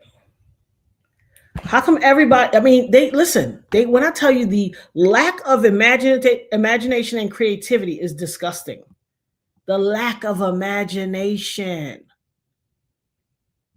I don't believe she said it, Bethany.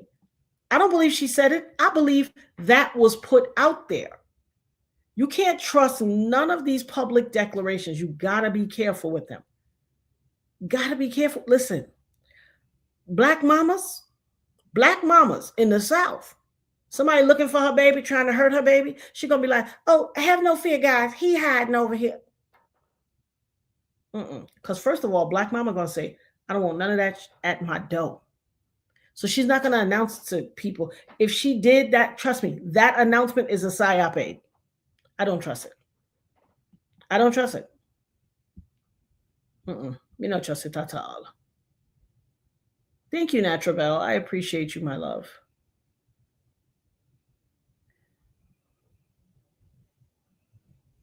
Absolutely. Yes, indeed, Renee. Yes, indeed. They hire hitmen and assassins every day, all day. Yes, they do. Let me say the disclaimer, the headmaster. The views expressed by the Dopest nerd are protected by the First Amendment of the United States Constitution. Absolutely, unequivocally. Oh, yeah. Bethany said, I'm going to use that. He owed me $10. Indeed. Listen, an Asian lady who was my attorney years ago for my case, she was one of my attorneys. I had a team. She used to always say, her name was Margaret. She taught us, if somebody comes to you out of the blue, especially not somebody you have a relationship like that with, or somebody that you're intrinsically connected to that has that you would easily just say that. If they come to you in Asian culture, if you say, in Chinese culture, you say, let me hold $50. They say, oh, I was gonna ask you for 20. So if you need 50 from them and they were going to ask you for 20, then you know what the answer is. This is what she taught me years ago, 25 years ago. She said, if somebody, because I think I had been talking about saying that once I settle, I don't want everybody trying to come bombard me. I want it to be a private, because I don't want everybody to bombard me. And she said, anybody that comes and asks you for 50, you say, I was just getting ready to ask you for 20. That deads it all. I said, sounds good to me. Which I had that problem, but I didn't have that problem because, I have a healthy relationship with no. I always have. Because the people who are coming are not people that were standing with you anyway. We're not by your side. We're not, like they say, don't break bread with people who don't break bread with you. Oh, wow. You said a tsunami advisory on West Coast at about 11:30, Russian earthquake? What? No, my gosh. I pray safety for all those people. Someone told them black people can't swim. LOL. Some can swim. So, listen, I used to be an assistant lifeguard, so I could swim. So don't even think about it. Oh, I remember that, Renee. Years ago, there were holistic doctors that were being unalived by Dr. Sebi. Well, after Dr. Sebi, Nipsey Hussle was going to do a documentary. I remember that. And then what's his name was going to take it over after Nipsey. And you see all kinds of stuff happen with him. So yes, Nick Cannon. There you go. Nick Cannon was warned too, and they tried to snatch it. They took his little daytime talk show, and they was about to snatch all his stuff. He had to come back and apologize and do a tap dance and soft shoe to stay in their good graces.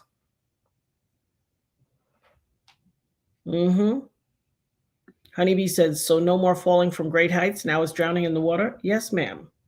Yes, ma'am. And this world, at least this country, but a large portion of this world is under maritime admiralty law, which is of the waters.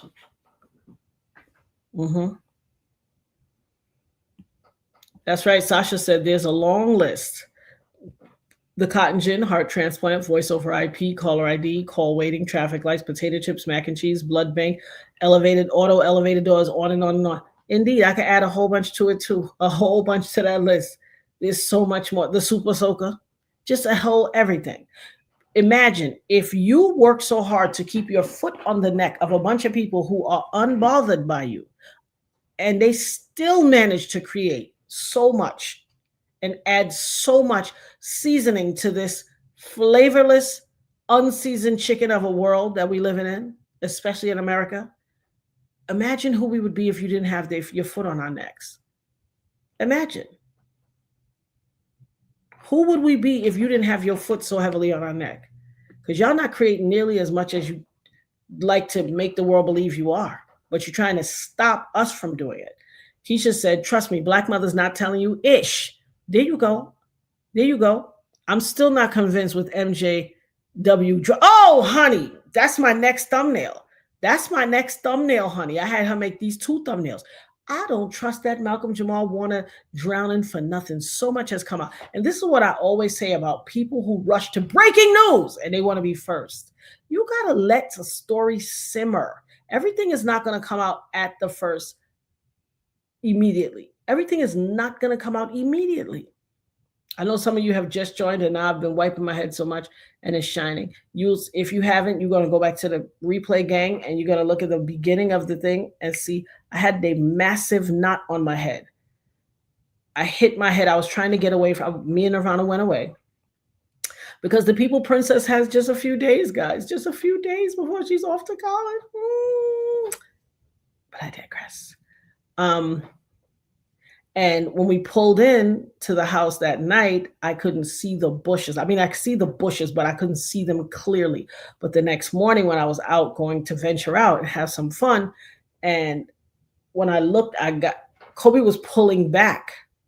And when I got the Dopest dog in the car, I turned and looked at the bushes at the side of my driver's side door, and they were covered in the most resplendent. After I got the speed knot, I was able to glance back and say, oh, those are beautiful. Oh, I'm starting to get a little cluster right here. But I said, those are some beautiful spider webs, but they were the most intricately woven spider webs, but full of spiders everywhere. And I tried to pull away. I was so startled by them. I tried to pull away and I opened the car door at the same time and turned, had my glasses on my forehead, bow, slammed my car door into my face. Had a speed knot like you would not believe. Like you would not believe. Unbelievable. Wow. 8.8 magnitude earthquake confirmed. Oh my goodness. 8.8 is like cataclysmic. It's like life ending. Because 7.5 is massive. 8.8? Oh my gosh. Father God, have mercy on all our souls. I mean, we've heard this being said all our lives. Oh, we're in the final days. I hate to say it to scare anyone, and I don't want to scare anyone, but make sure that you're right with the Most High. Let's take a moment right now to talk about that.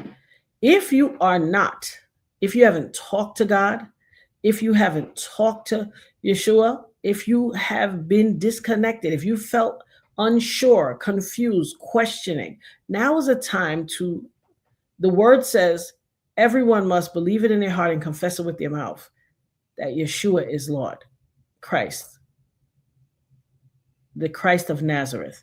Please, that God is our sovereign God and that the Holy Spirit reigns, that the Trinity reigns. Whether you believe in the Trinity, whether you just believe in Yeshua, I don't know how you could just believe in Yeshua without God because he's the Son of God. Yeah, listen.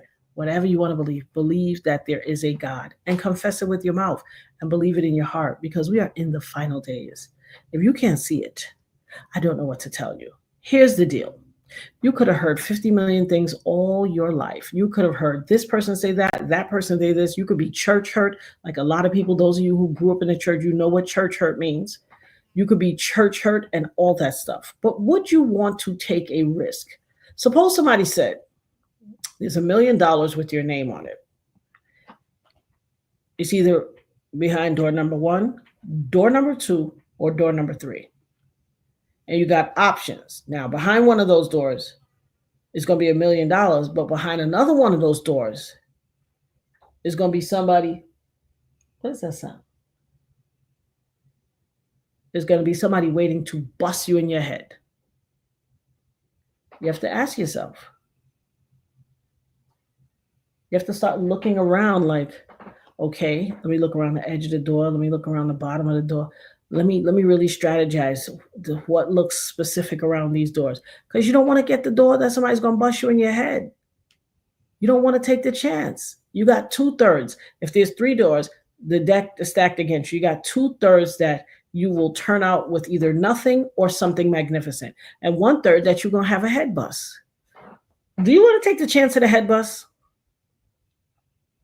So if you don't like a head bust, you certainly ain't going to like eternal damnation and hell and fire and brimstone.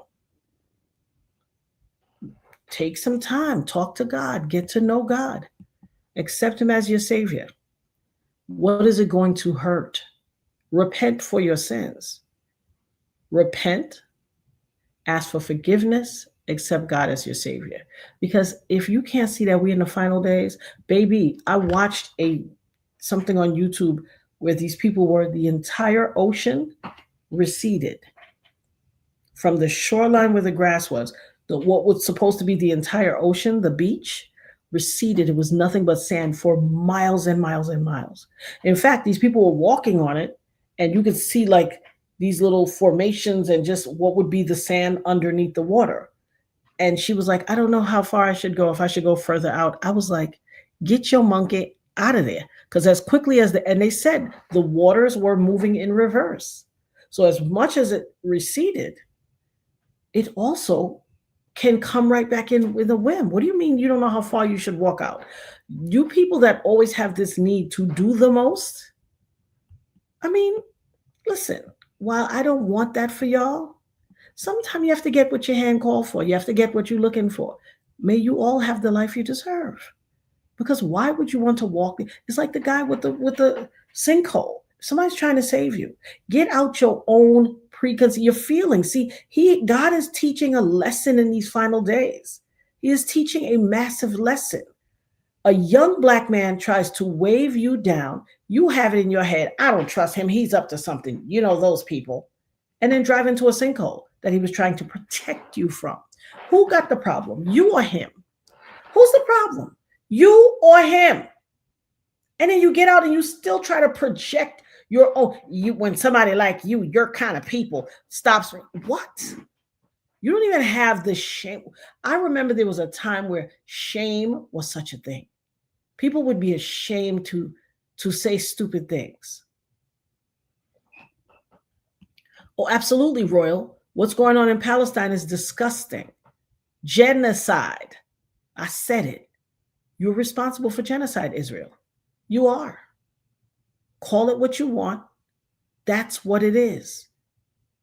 You can't possibly, you could try to convince the whole wide world that you are the people that the Bible talks about, but don't nobody believe that. Nobody with eyes to see and ears to hear. Because no part of that is what Jesus would do. Yeshua, the Christ, Yahuwah, and Yahusha would do. Starve people, annihilate an entire group of people through starvation and bombing and malice. You can't possibly think you could convince people that you are the people in the Bible that he's talking about. You're not, but you're telling them. That's what the age of Aquarius does. It makes you reveal who you are, makes you tell on yourself. Every tongue shall confess and every knee shall bow that Yeshua is the Christ of Nazareth.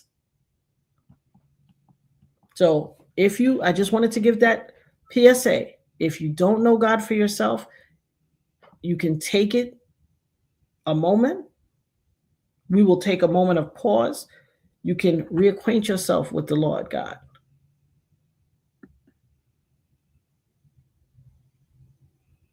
Romans 10, 8 through 13. Thank you, Sasha, baby. I appreciate that. Oh, listen, baby. Right Sound Studio, you never saw Malcolm Jamal Warner's bars? Baby, he did that a couple of years ago. That thing was fire. When he called the names, oh, that was, matter of fact, let me see if I can find it for y'all right quick, because I got to share this amazing thing with y'all. This is beautiful.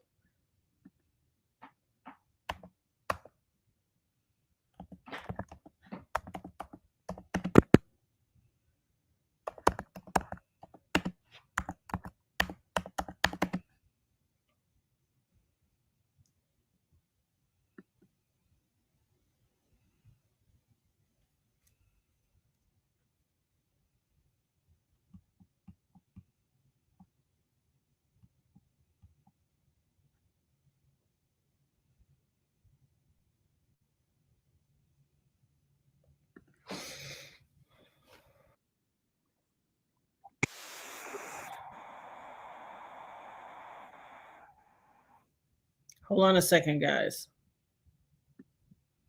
Prepare yourself for this amazing thing. Hold on. I pulled it up. You got to prepare yourself. It's so dope. And this is why they don't be liking some of us. Because when you cry aloud and spare not, and you drop it, they're afraid of the dropation.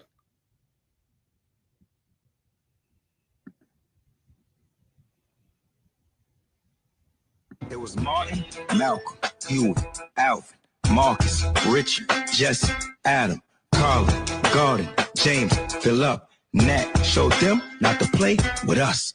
Duke, Langston, Thurgood, Robert, Hank, Jesse, Jackie, Muhammad, Paul, Stokely, Mega, Webb. About 3 Benjamins, a good 2 Freds. Women like Harriet, Rosa, Ida, Shirley, Sojourner, Madam, Maya, Mary, Bessa, Ella, and Retta. Even baby Ruby was out here applying pressure. Gail, John, Booker, Sid, George, you nuts if you don't know who he is. Bayard, Charles, Roy, Carter, Cecil, just for drinking them white folks' water. All kings and queens, yes, for real. And to the ones that we lost, like Emmett Till, and all those is here, we gonna continue to hold it down. Say it loud, black, and I'm proud.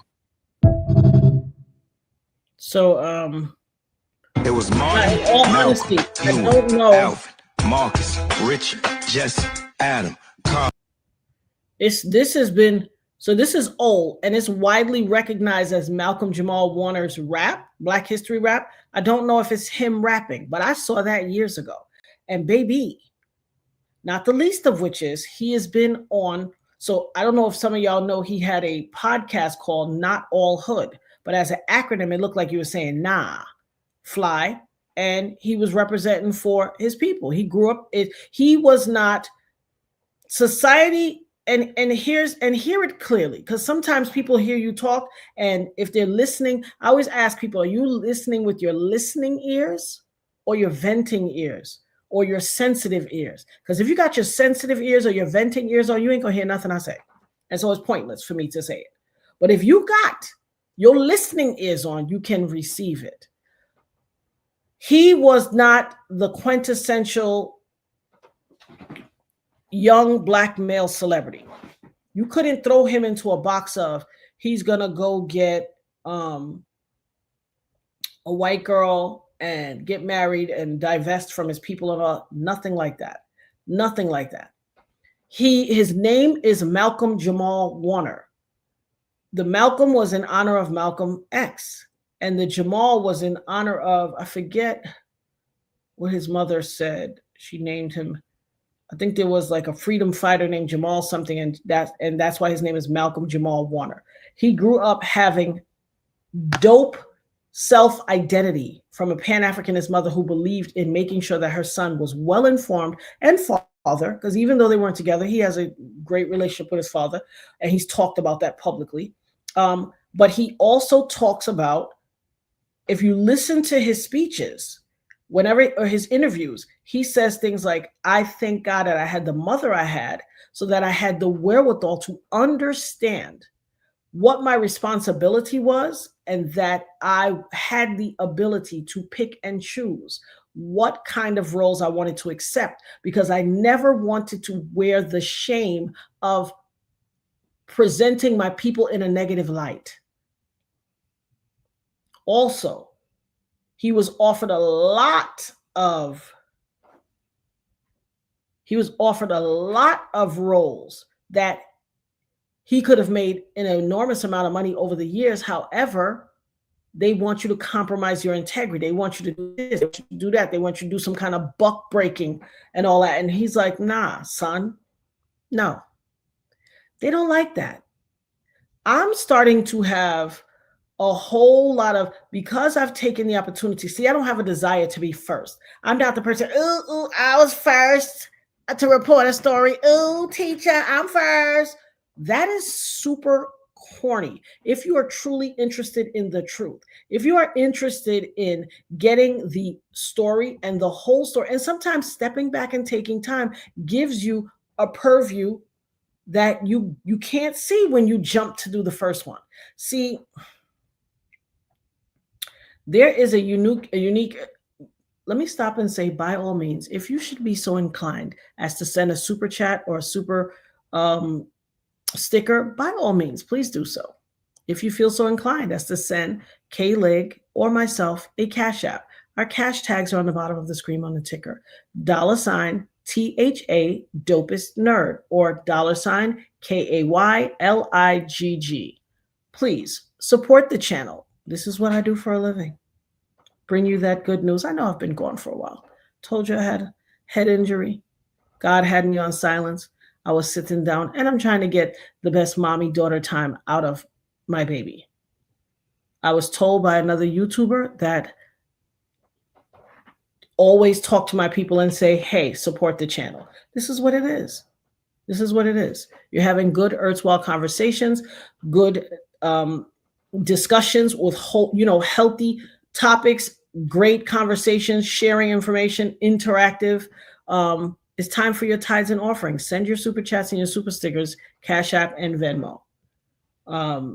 Thank you, K-Leg, headmaster of all headmasters. Yeah, you're right, Mocha. Malcolm won a Grammy also. He won a Grammy for his spoken word album.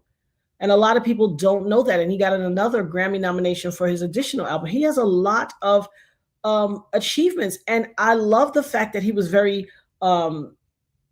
proactive in what ways he wanted to present himself, because he said something very profound on an interview. He said his mom said, now you have to be careful with your legacy. This was when he was young, just coming, when he was still on the Cosby Show, but I think leaving. His mother said, understand what Bill Cosby gave you. He gave you immortality. See, whether he has departed from this earthly realm or not, he is still going to be our brother, Theo Huxtable, cousin, brother, unc, whatever. He's still that. He's going to live in perpetuity. Somebody or somebody's kids are always going to know who Theo Huxtable was. And that's just real. Renee Living Free said, Malcolm's podcast about Black life. We all come in different shades, sizes, and economic backgrounds. Thus, the reason some Black Americans don't understand the new Ralph Lauren ads honoring us. Let me tell you something about those Ralph Lauren ads. I happen to have seen them. So let me just say something. My sister, the one you've heard me talk about that had the stroke, used to work for Ralph Lauren. Like, when I say work for Ralph Lauren, a lot of people think, oh, she worked in one of the retail stores. No, she worked in the office for Ralph Lauren, in the same office. My sister was big in the fashion industry, and she worked for Ralph Lauren for a lot of years. My family summers at Martha's Vineyard. I even sent, let me tell you what I sent a little, when I saw the ad, this is what I wrote. This is to tell you how it hit. Where did my sister send it to me? I mean, my daughter sent it to me. I think she sent it in IG. Let me see. And then I ended up, how did this bug get in my house? I think she sent it to me. Where did she send it? Not IG? Well, maybe the TikTok. Let's see. So they have a group that's... I think she sent it to me on the TikTok. Because I reshared it and I said, yes. So right where I want to find where I reshared it. I think I reshared it to my son. Oh, I found it. I wrote, they co-opted, I'm not going to say my sister's name. They co-opted her life. They listened to your vacay stories and made it a collection. My family, my mom has a house right in that part of Martha's Vineyard in Oak Bluff. My sister had a clothing line depicting the Black bourgeoisie. I have the t-shirt. I'm going to wear it tomorrow. I'm astounded. Now, first of all, it's dope because I always tell y'all, one of my favorite places in the world is Martha's Vineyard.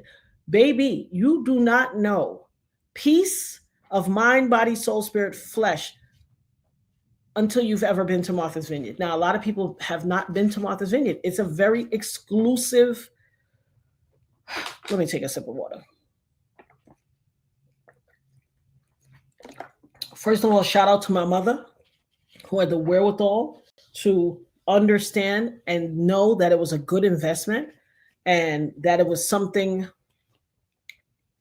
that a legacy that she wanted to make sure that she left, that she enjoyed with her family and left for her family. And I'm proud of that. I'm proud of that. My brother-in-law's family also goes to Martha's Vineyard, and it's this thing that we do. Now, Martha's Vineyard is such that a lot of people haven't been because they have very stringent, first of all, to get over to the vineyard, you have to either take, you can drive your car will go on a ferry. You've seen it in some movies where you drive the cars onto the ferry and then the ferry takes all these cars over to the island. It's not cheap. It's not cheap to get your car on that ferry, and a round trip ain't cheap. So it keeps away the riffraff. And no disrespect to anybody who can't afford or whatever. Trust me, in order to keep something, I don't want to use the term exclusive. What I want to say is, in order to preserve the sanctity of something that you've determined to be erstwhile and you enjoy it and you want to maintain what it is, you have to put some things on it to keep the riffraff out. Y'all didn't hear what Carnival Cruise said? Carnival Cruise said, no fans, no wooden clack, only these kind of fans you can take on Carnival now. Carnival, aka the White Castle of cruising, the fun ship. They were the, everybody, won't you come? Won't you come? Everybody could come in. Even Remick and the River Dancers was invited. They was like, won't you all come? They said, no, y'all can't bring no fans except for these fans. Listen, I can't even charge my fan because I can't find the little cord to charge it. It has this very small thing. But they are the White Castle of cruises. Thanks to Keisha for the super sticker. Thank you for your tithes and offerings, my love. Listen, I always say, if you don't have a Keisha in the party, ain't no party. Let's just say. But Keisha said, not embarrassed. It's all I had left on that account just to show myself. Never be embarrassed, sis. Listen, never be embarrassed. We appreciate anything, first and foremost. Okay? So shout out to you, my love, for supporting the channel and tithing with your love. The dollar amount doesn't matter. This is a love offering. This means this is about putting your money where your mouth is and saying, hey, sis, I support you through these means. That's it. You don't even have to give a disclaimer, sis. Never feel like that, because that's not how we feel. Hey, everybody. Hey, Samara. Yes, honey, the River Dancers, Remick and his can we come in the barn? Won't you let us in the barn? How come she's in there? You know, Remick and the River Dancers. The River Dance. You know that was River Dancing. He was out there. And yo, Rocky Road to Dublin. Child. Listen, Carnival said everybody could come. Carnival has now issued a statement. Don't y'all bring no goddamn, where them fans at? Clack, clack, clack. They didn't want to hear that clack, clack. Them folks was like, excuse me, can we get the clack, clack to stop? People up on the Carnival thing like flat, throwing fan and booty hip. You know, they would throw that hip. Bow. They tired of seeing all that booty meat shaking. They said, So this is what people do to preserve the sanctity of what they deem to be, I don't want to use the word exclusive, but when you create something, you know how your mother used to say, oh, come on, pull yourself over here. Let's get over here. You know, them people ain't never been nowhere. That kind of stuff. Some people ain't never been nowhere. And when they come, you know there's a group of riffraff that's going to tear it all down. Martha's Vineyard is one of those places where you can't tear down. First of all, to get it, thank you to Diana for the super chat. Diana said, very interesting topic of conversations tonight. Thank you, my love. I appreciate it. Thank you so much for your tithes and offerings, baby. We appreciate your love offering to the show. The Snowfall actor, his name is Abu, I don't want to misquote his name. The Snowfall actor, did I go off of it? Oh, I went off of it. He was found unalived, drowned, they say. Yes, darling, mysteriously drowned. I know, doesn't make any sense. Everybody's just forgetting how to swim all of a sudden. Isn't it horrific? Let me see. I think I have it in my, Where did I have it? Possibly IG. Let's see. Nirvana sent it to me. Yes. Alan Abutul. He was known for playing Avi on Snowfall. He has passed away at 60 in a tragic drowning accident. You know what they do? Whenever the system gets into their groove, everybody's going to pass away from that one thing for long until they get enough of y'all. And we had Matthew Perry, and I mean quite a few. We had Whitney, we had Bobby Christina, we had Matthew Perry, we had Malcolm Jamal Warner, we had Alan Abutul, and there's a whole bunch more that we just are not keen to or paying attention to at this moment. But when they get into their groove, they're going to take a whole bunch out the same way. I don't know. The Malcolm Jamal Warner passing does not pass the smell test to me. Whole lot of stuff been coming out. First of all, they said his wife planned the trip.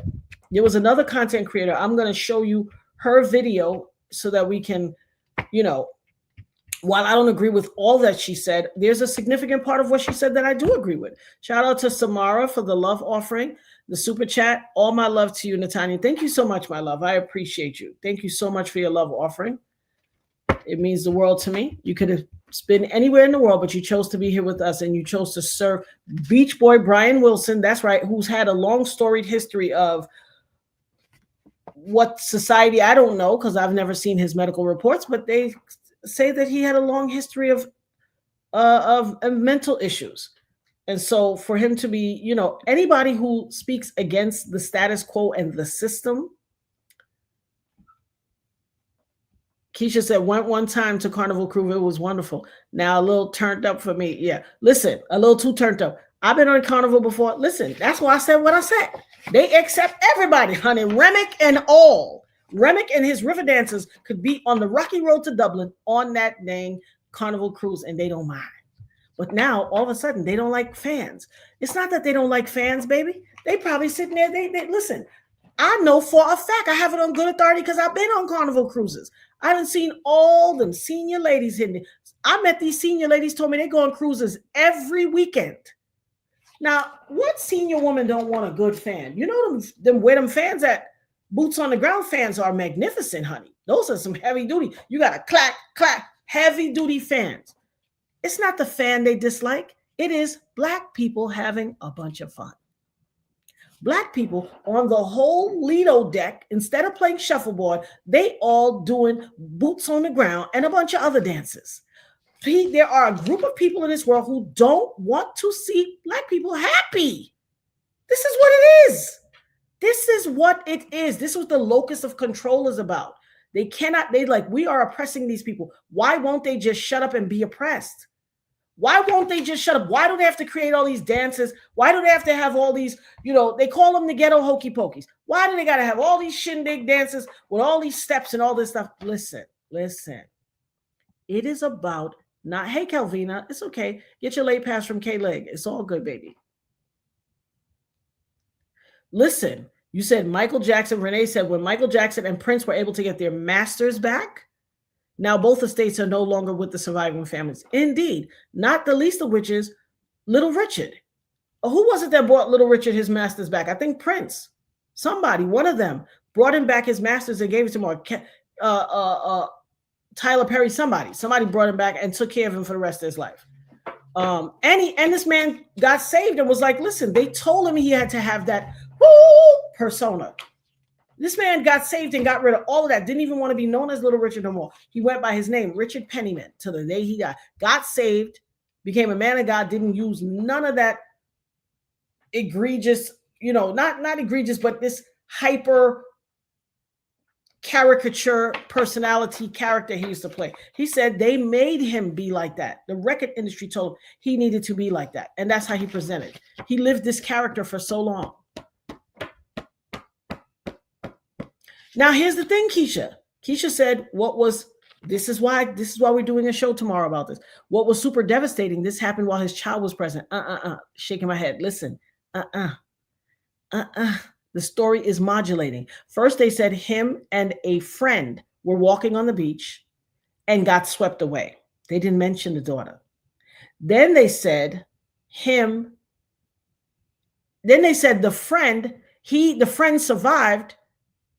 Then they separated and said it wasn't a friend. It was another man walking on the beach. And that man got swept away also. But that Malcolm Jamal Warner got swept out, and the man got pulled ashore and saved and was in the hospital in critical condition. They never released the man's name. They said these other folks pulled Malcolm Jamal out of the water, got him to the shore. They tried to do life-saving things on him for 45 minutes. Why would you stay there doing life-saving things on him for 45 minutes when y'all rushed the other man straight to the hospital? And somebody said they recognized him instantly on the beach for a day before. They recognized him instantly that he was Malcolm Jamal Warner.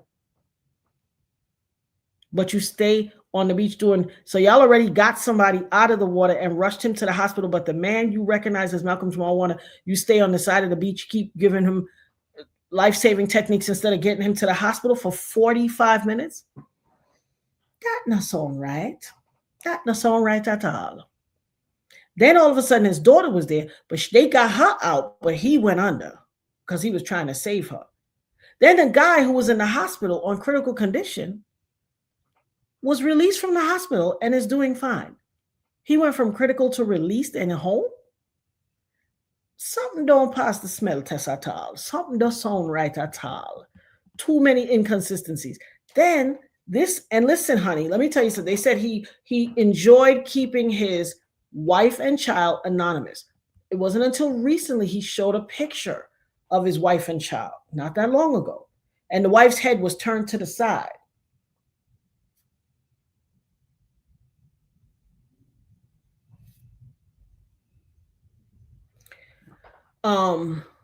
And then he did that post where he said, it's my daughter's birthday and I got a flower in my ear. She gave me this, so I'm going to rock it. I love my daughter, this, that, the other. It's her birthday. I want to wish her a happy birthday. I watched him on a few other things. He was like, I have an amazing family. I have a beautiful daughter. I love her so much. No disrespect or nothing. But y'all heard me saying men don't like women. And I'm not saying he didn't like his woman. I'm just saying he always said, I have a beautiful family. I love my daughter. I'm starting to feel like this woman that he met, that he thought was his love, that he broke up with Regina King, and maybe he decided I want to have a child. They say he said to her that he didn't necessarily have to have a child, but she insisted and said she wanted to have a child. And got pregnant almost immediately. I hear that she's Black and Puerto Rican. Now she looks Black presenting, Black and Puerto Rican, which she's Black. You know, you just happen to be, that's ethnicity and race. You know, people have to learn the difference between race, ethnicity, nationality, all those things. I know people still don't know because of all the foolishness I hear people say. But people have to learn the distinction between all of these, and a lot of people don't know. I don't want to speak ill of this woman because I don't know her, but the more and more, let me see, hold on, I missed some of the comments. Sorry, guys. Leilani said, they're not having that at Martha's Vineyard. Act up if you want to. They got private security that's mostly off-duty retired. Baby, escorted off that. Tell them, Leilani, off. Listen, when I tell you, I love Martha's Vineyard more than any place right now, really in the world. I've never felt so at peace. I remember standing on the pier at night. We would go to the pier, and because we always go around a certain time, like 4th of July. So we were standing on the pier. It was just this, people were outside and this sweep of breeze came over me. And I just stopped and felt in this moment. And I took a deep breath and I was like, Father God, I've never felt so at peace in my entire life. Like, I love it here. I could live here. I absolutely love it. That is not run of the mill. It's very, it's so pure. It's like every night we go to the ice cream. Every night everybody goes, there's a string of ice cream parlors in Oaks Bluff, and there's a main ice cream parlor we all go to. And You get ice cream, you go to Fat Tony's, you go to the arcade, you go to the beach. I mean, life is super simple. You get your, your iced coffee in the morning. It's amazing. Amazing. Not very many places I've gone that I've felt like that about. Martha's Vineyard is one of the places. And it was a safe haven for people who escaped in slavery. When enslaved people got free, Martha's Vineyard was a place that they could go. They could get a piece of wholesale land. They could get, that's why you remember the movie The Inkwell with Lorenz Tate? I think I might have had on my Inkwell shirt yesterday. The Inkwell with Lorenz Tate. They call it the Inkwell because they considered that to be the Black Beach. This is the Inkwell, as in black water. Not because the water's black, but because Black people's in the water, you don't want to go in there. Leave that section for the Blacks. And they call it the Inkwell. Baby, that's the most populous part of the beach, okay? Trusty. Everybody be at the Inkwell.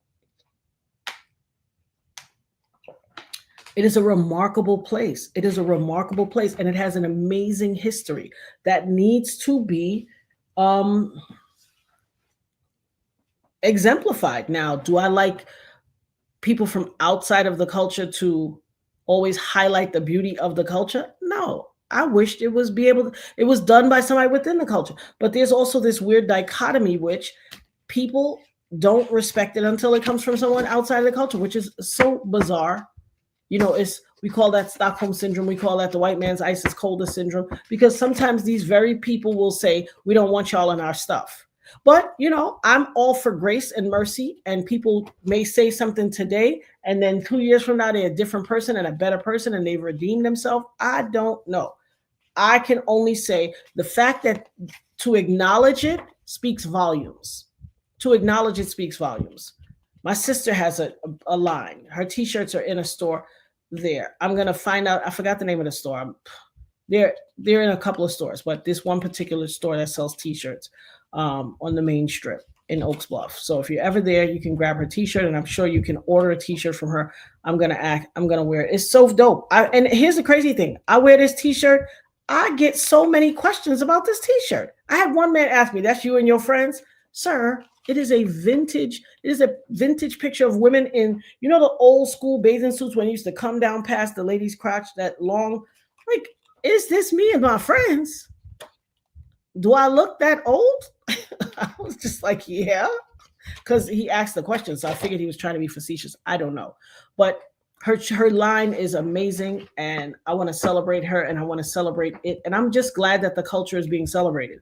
What a remarkable exemplification of what it means to be Black. And like Malcolm Jamal Warner said with his podcast, not all hood. They think we're a monolith and that we're all just one thing. They think it's all like, poom poom shorts and booty shaking and twerking. And no, we are as diverse as the complexions of our skin, from the highest white all the way to the darkest, and everything in between. We are all spectrums of brown. And that is exactly what we exemplify as well. And so that needs to be acknowledged. And I'd love that it's being highlighted. Yes, I agree, Renee. The way he did Regina and her son was diabolical. I remember Regina lost her son too. Yeah, they broke up. And here's the thing. They broke up. And so we did hear. Now, here's what I would say. I never heard Malcolm Jamal Warner speak on it publicly. I did hear Regina speak on it, and I'm not taking anything away from her. But what I do know about a story, like they say, your side, my side, and the truth.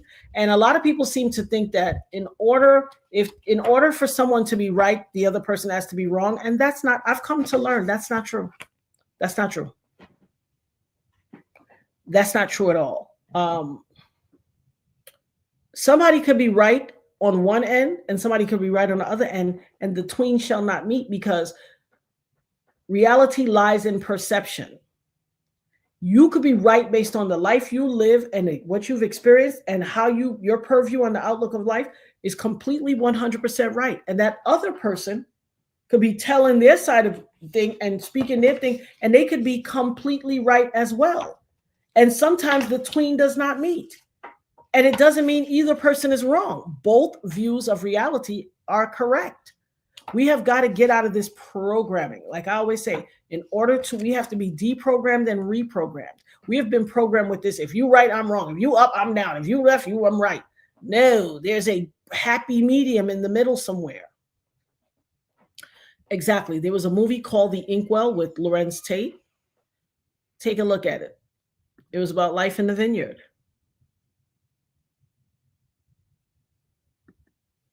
Keisha said, what hurts me is all the Black history being erased as we speak. So many never got their due diligence for what we built, made, accomplished, invented.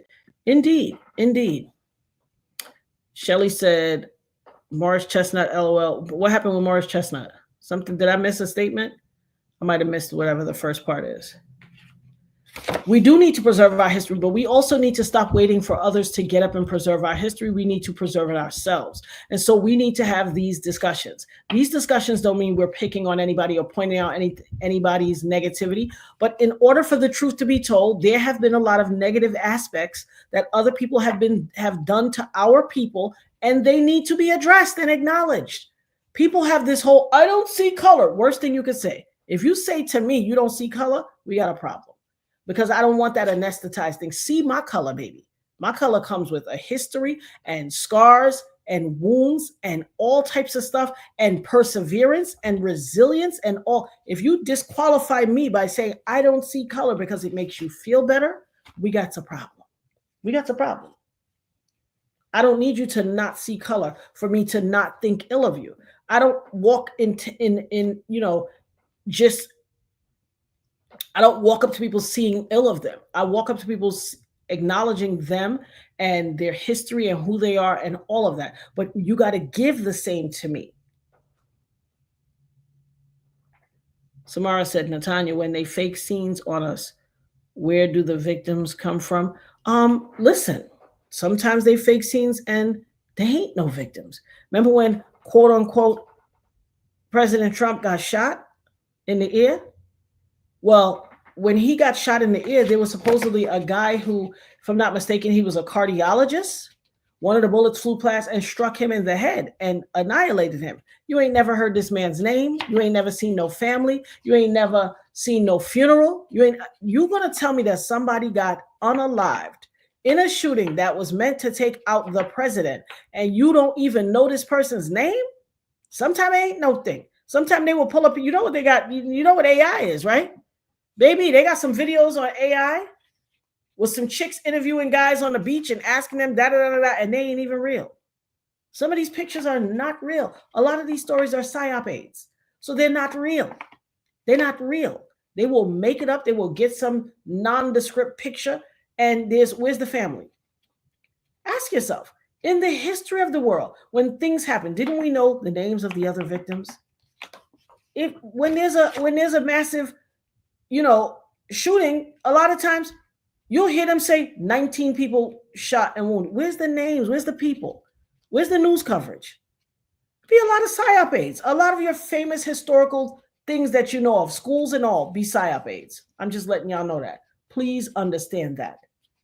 Please understand that. You got the quote unquote shuttle where a bunch of the people, all of the astronauts that was on the shuttle, the only one who I don't hear of, the only one that I didn't hear there was a doppelganger for, all of the astronauts had a doppelganger. But there was a teacher on board. I remember this vividly. It was around when I had my spinal surgery. Her name was Christia McCullough. If you look at the history, if you look at the Challenger Space Shuttle explosion that happened, I believe it was 87. If you look at the Challenger Space Shuttle, you're going to notice something very specific. All of those people, all of the astronauts, some of them are using the same names and they're still alive. And then the Asian one and the Black one, Ronald McNair, they're using the other names. It's the same astronauts, they all still alive. But they're using names of and it's supposedly like, oh, it's not them, it's their twin brother. But there was never a record of them having a twin. And at the funerals of those things, no twin was there. But they're quote unquote now, oh, that's not him, that's his twin. Darling, do some research. We're going to go down some rabbit holes here on this channel because, We the dopest nerds, and we love to think. And that's what we do. We don't just take things that people say. Yeah, I agree. Listen, I didn't even see that she said that, but I agree. And first of all, I love Amanda Seales. I love Amanda Seales. She's so misunderstood. She's so misunderstood, and she is such a dope woman. If y'all ever go over to Amanda Seales' page, you tell her the dopest nerd loves her. I think she is so powerful. And what happens all too often is when you think outside of the quintessential box, the proverbial box, and you have your own thought process, they always want to package you as, oh, she's hard to work with. You can't get along with her and all this other crap. Oftentimes, it's not the person that's hard to get, the person that they quote unquote is hard to work with. It's not them. It's the other people who live all the way deep into the matrix. They so deep in the matrix, baby. Your matrix is up in their spine. Okay? I was going to say something else, but you know, I'm a woman of God. But they so deep in that matrix, baby, they don't want to get free. And here's what I had to understand with that. Sometimes I try to talk to people and explain things to them and say things to them, and they just don't get it. Exactly. Like Michael Jackson and Dave. Those who don't know, those who know, if you know, you know. If you don't know, look it up. 86, exactly.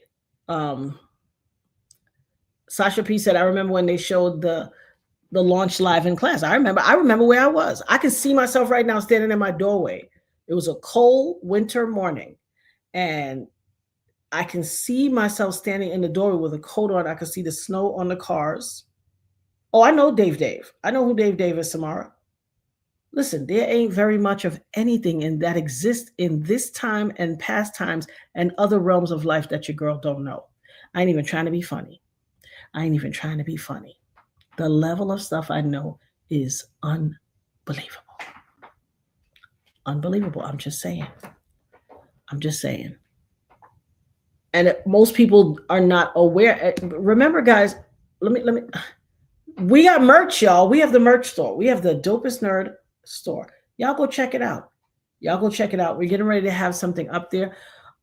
A carrot plushie. And we're going to do, where in the world is your carrot plushie? We got to name him. I'm not sure we're going to name him, but we're going to name him. And we want you to take pictures with your carrot plushie wherever you travel, wherever you go. Send us pictures. Take him everywhere you go. And hashtag it. Hashtag the show. Hashtag. And, you know, there's going to be some beautiful things. And we haven't forgotten a list. We got a list of original people. And you guys are supposed to get shirts. And you're all going to get shirts. You know, your girl is on a different, I told you I'm on Kairos time. It's just different. Don't feel no way. You still gonna get your shirts. All of y'all, I think it was supposed to be the first 25 people. Y'all all gonna get your shirts. I still have the original list. There you go, Right Sound Studio. That's the question. See, it's not what the answers are. People got to ask the right questions. Looking back, why did they have the whole nation watching the Challenger launch, especially when they know they was going to do a fake explosion? It is to keep us in a perpetual state of fear. They are harvesting energy. They're energy harvesters. Listen, do you know how much energy they were able to harbor with everybody looking at the same thing at the same time? Crying, that's baby. Energy harvesting. Please. Keep that.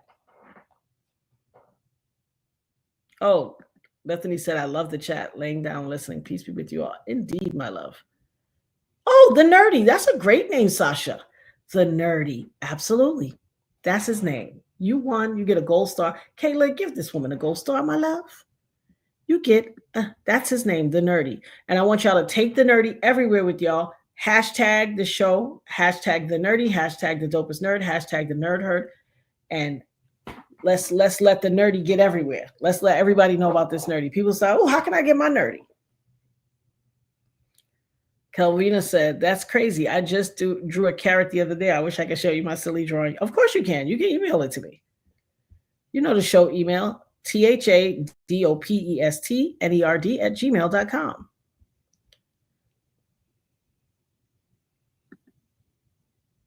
And K-Lig is creating an email list, so please email her at kliggins15@gmail.com.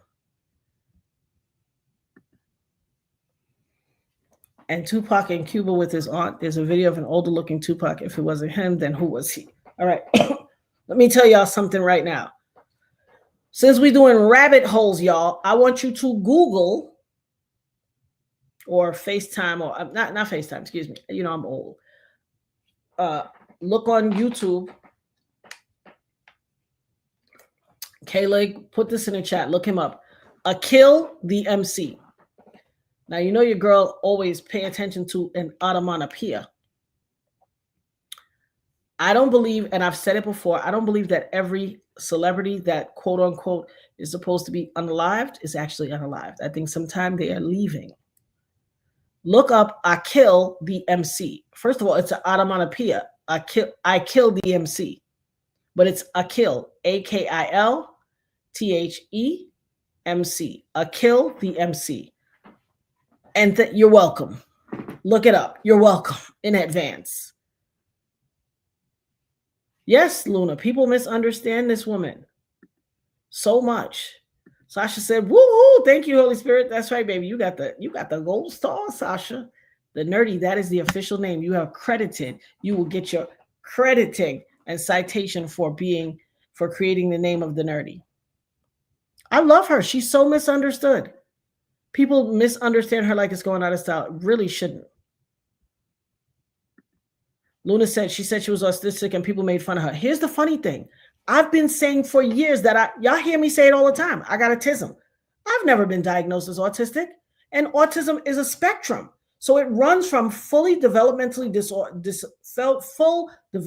disorder and delay, being what used to be termed as mentally retarded, but that term is no longer an acceptable term. And they call it developmental delays or cognitive disabilities, or, developmental disabilities or developmental whatever. It runs the gamut of being fully involved to all the way to savant level, the spectrum. Savant is genius level, AKA Rain Man, and just knowing a lot of stuff. Does anybody that remind you of Rain Man?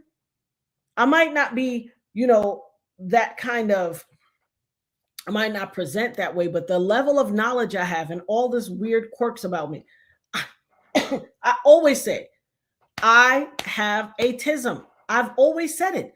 She self-diagnosed herself. I did too. I've never been officially diagnosed, but I'm telling you, when she said that, I've always loved Amanda Seales, but when she said that, I always said, I love this woman. She gets it. I say it to people. People don't get it. They was like, why would you say that about yourself? I am very quirky.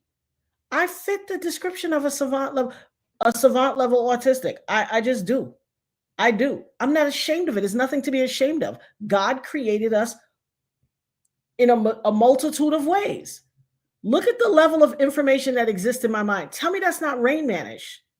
And I felt this level of connection with Rain Man, and also the movie A Beautiful Mind, like how numbers would flow through his mind and highlight and stuff. I have those things. Words. I used to be a quality assurance coordinator. I promise you.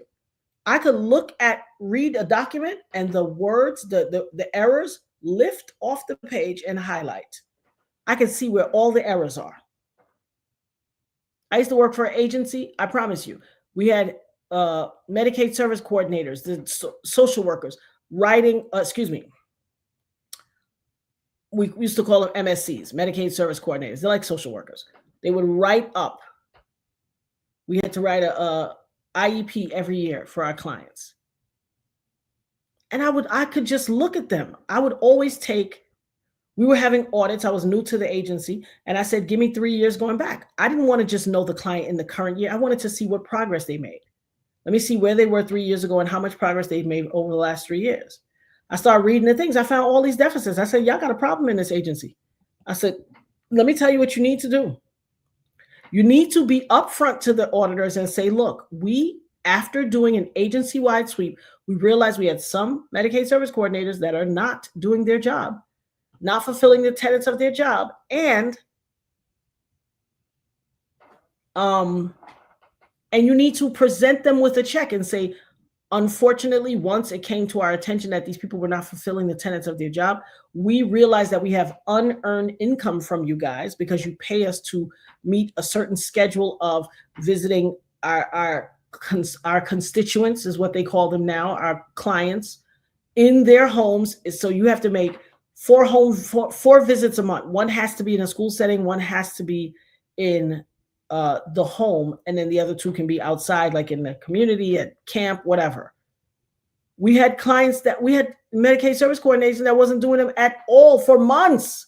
I could read it. I could read the clinical work and look at the IEP. And I look at the first year, it says our client is 5, the sister is 6, the brother is 7. The next year, the client is 6, the sister is 6, the brother is 7. The third year, our client is 7, the brother is 6, the sister is 6. I said, they're not even changing the details of the siblings. They're just aging the client. I could see all of the mistakes rise off the page. I said, y'all got a massive problem. Y'all better present them auditors with a check and say, we've collected money we're entitled to.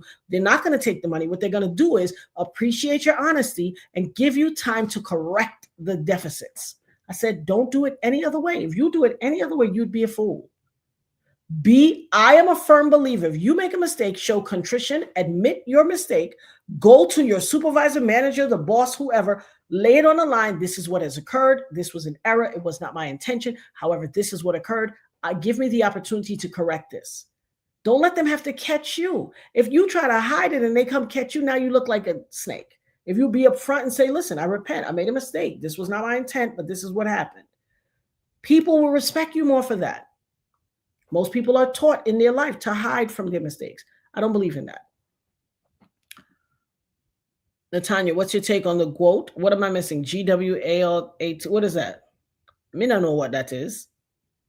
Maybe I'm slipping. Fill me in, joy to the world.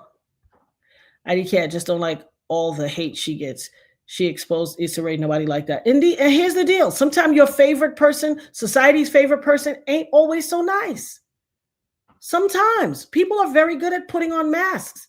And so people got upset, but she's dope. I love Amanda Seales. I absolutely unequivocally love her. And she's quirky like me, and she's well-informed, and I love her. I love her. I just think that she's completely misunderstood. Yeah, you're right. I agree wholeheartedly. Because people will designate a favorite person, and once they all with that favorite person and you not, you got to be the problem. No such thing. You could like somebody's show and they still not be a good person or a nice person. Keisha said, thank you all for the jewels you dropped. I've learned more than I ever know. Thank you. You're welcome, my love. Absolutely. K-Leg said, Natanya equal Rayman. Hey, and don't forget the carrot. Don't forget nerdy. Right, South Studio. That savant level gets freaky deaky. Seeing the NYC skyline once and then being able to draw it. And listen. Y'all see that sky? You see that NYC skyline right here and that nerd herd, right? The dopest nerd. You see it? You see the skyline under my neck? Mm-hmm. Keisha said the dopest nerd, Rain Woman. The knowledge is just endless and brilliant. Indeed. I'm telling you, the first time I watched Rain Man, I was like, I feel so valued and seen. I killed the MC. You see this? I killed the MC. Y'all look it up. You're welcome. Wow. Royal said Biggie Small's grandmother just turned 103 years old in Jamaica. What a magnificent. And look how she come on Outlive. Is it? Oh, it's the mother's mother or the father's mother. Rest in peace also to Biggie's mother. Renee said, All Kinds of Minds. Book by Mel Levin. Okay, Mel Levin. Let me write that down.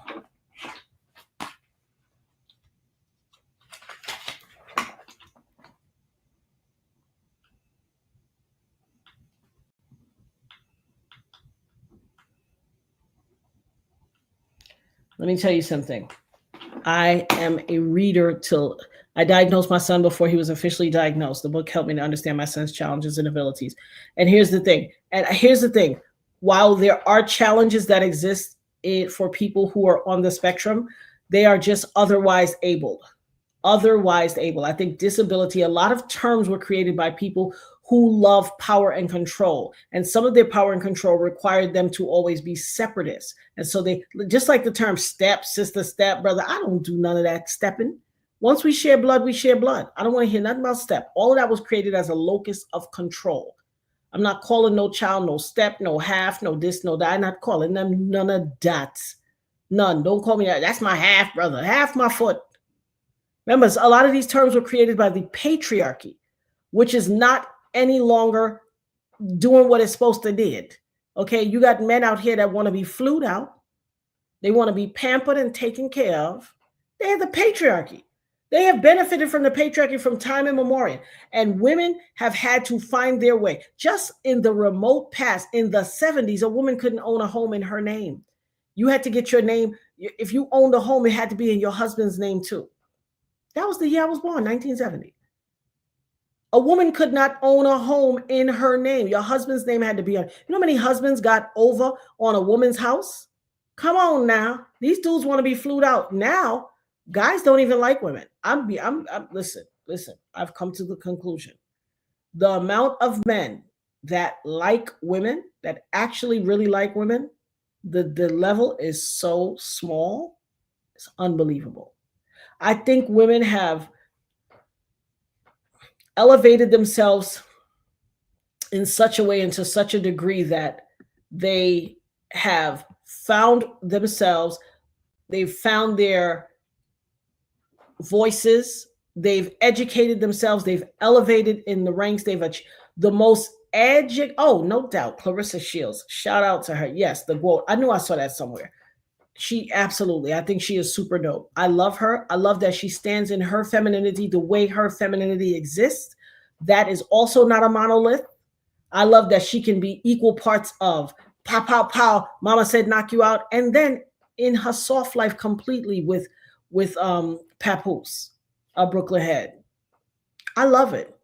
And I love that Remy Ma is all bent out of shape because she thought she was too good for Pap. Pap held her down while she was in jail for shooting a woman, no less, her, quote unquote, supposed to be her friend, claiming that the woman stole 3 G's out of her pocketbook. You shot her in your Range Rover, if I'm not mistaken, with your seat, your head, your name embroidered in the head seats, in the headrests, and ran off and left them in the car. Really? Is you stupid or is you dumb? Is you dumb? In the words of Remy Ma. Foolishness. Foolishness. And you still don't see yourself. It is listen, when I see people like that, I say this is people who can't see themselves. This is people who have a poor level of rationale and inability to see themselves. That is narcissism 101. Because you outside the court, you want to fight the man. You want to fight the daughter of the man that your son unalived. You're a grown, big grown woman. You had a husband, you had a family, the man hold you down with your child and all kind of thing, and the house and all kind of thing. You come out, you have thing to have. You have house, you have all kind of thing. He could have squandered all the money while he was in there.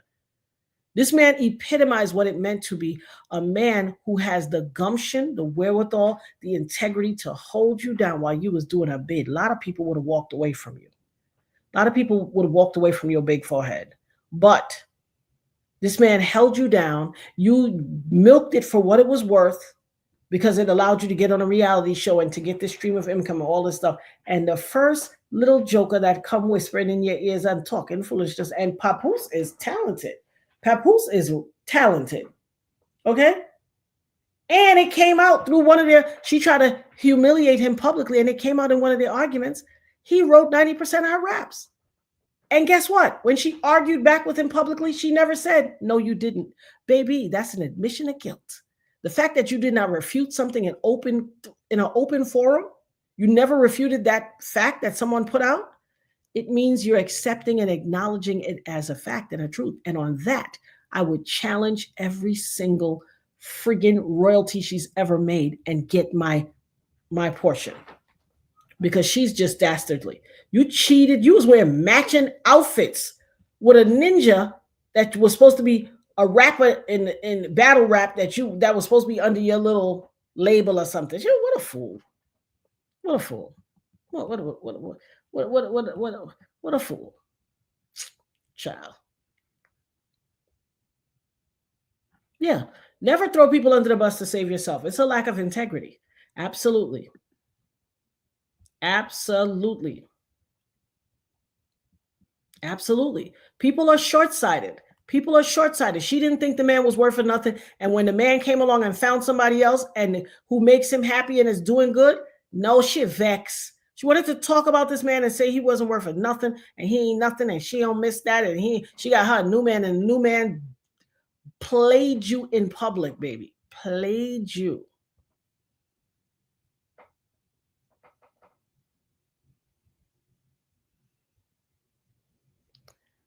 I must have missed the first part of whatever this is, but Joy to the World said, I realized that when I see my grandmother's house was in my uncle, her son's name. I don't know the first part of that discussion. I must have missed it. Unless I'm not realizing that I read it. The ladies, I love him with a passion. As a man, you will inspire me. Crates Jr. said, the ladies, I love him with a passion. As a man, you all inspire me, and I can't imagine the world without you. One of my favorite songs, Femininity by Eric Benet. Oh, yes. Oh, yes.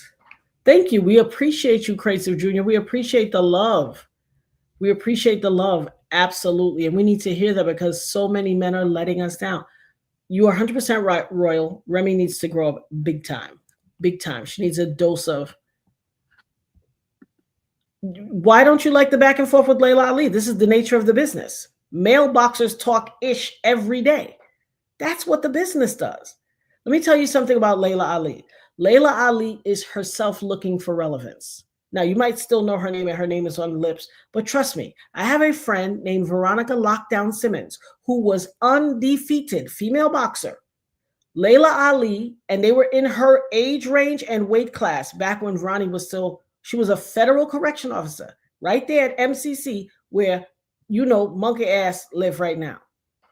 But she was a federal, her name was Veronica Lockdown Simmons because of the federal correction officer. I'm going to tell you something. Layla Ali nor Jackie Fraser would box Ronnie. They wouldn't box Veronica. And when they asked on, I believe it was ESPN, asked Layla Ali, why won't you fight Veronica Lockdown Simmons? And she said, because my career would be over before it started. Okay? And a reporter said the only difference between Layla Ali, Jackie Fraser, and Veronica Simmons is one of them doesn't have a famous father who is in the boxing legacy. She's my homegirl, nice with it. You hear me? Undefeated. Mama said, knock you out. But now Layla Ali want to hearken back now to a young girl and she want to fight. She wants relevance. Listen, a lot of people are narcissistic. If they feel like one person is getting too much attention, when have we seen a female boxer get this level of attention? We haven't. We haven't in a long time. And so this is what Layla is contending with. And I'm going to be very honest. Male boxers go back and forth and do all that mouth service forever. So what's the problem? I don't think she's being caught up in this situation. I think she is a woman who is with a man. She is able to go into, she is rock'em sock'em robots in the ring. She could knock your jaw, tap your jaw. She undefeated. She doing her thug fizzle. And she gets completely into soft life when she with her man. He opened doors for her. She stands back and lets him be. Here, one person's trash is another person's treasure. Remy Ma didn't respect the man she had. Now another woman gonna come and show her what it do.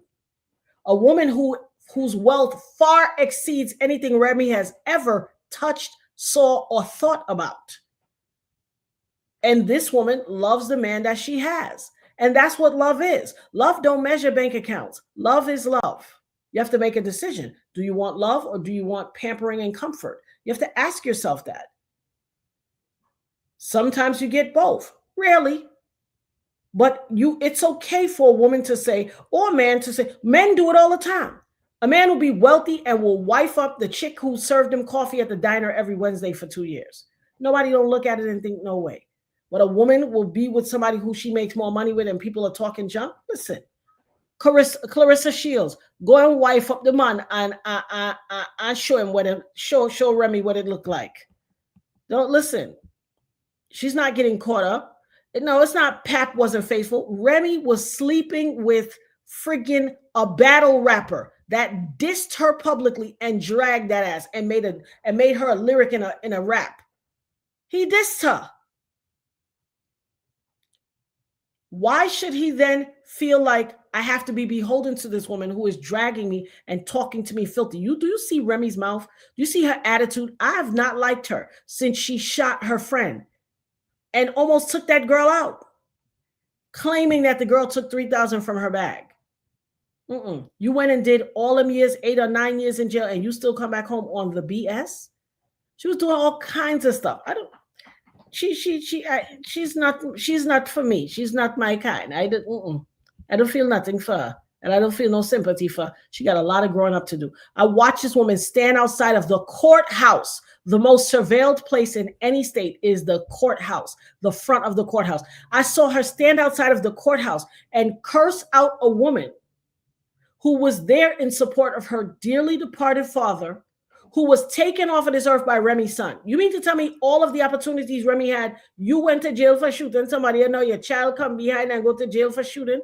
That don't make sense, Star. That don't make sense. Who is the party of fault here? Because if God forbid I made a mistake in my life, my child is not going to visit upon that. I would have learned such a lesson. My child would never visit upon that. But this woman, she don't know. And then you want to cuss out the man's daughter when she's coming to see about her father whose life was taken by your son. Nobody can make me believe she's right about anything.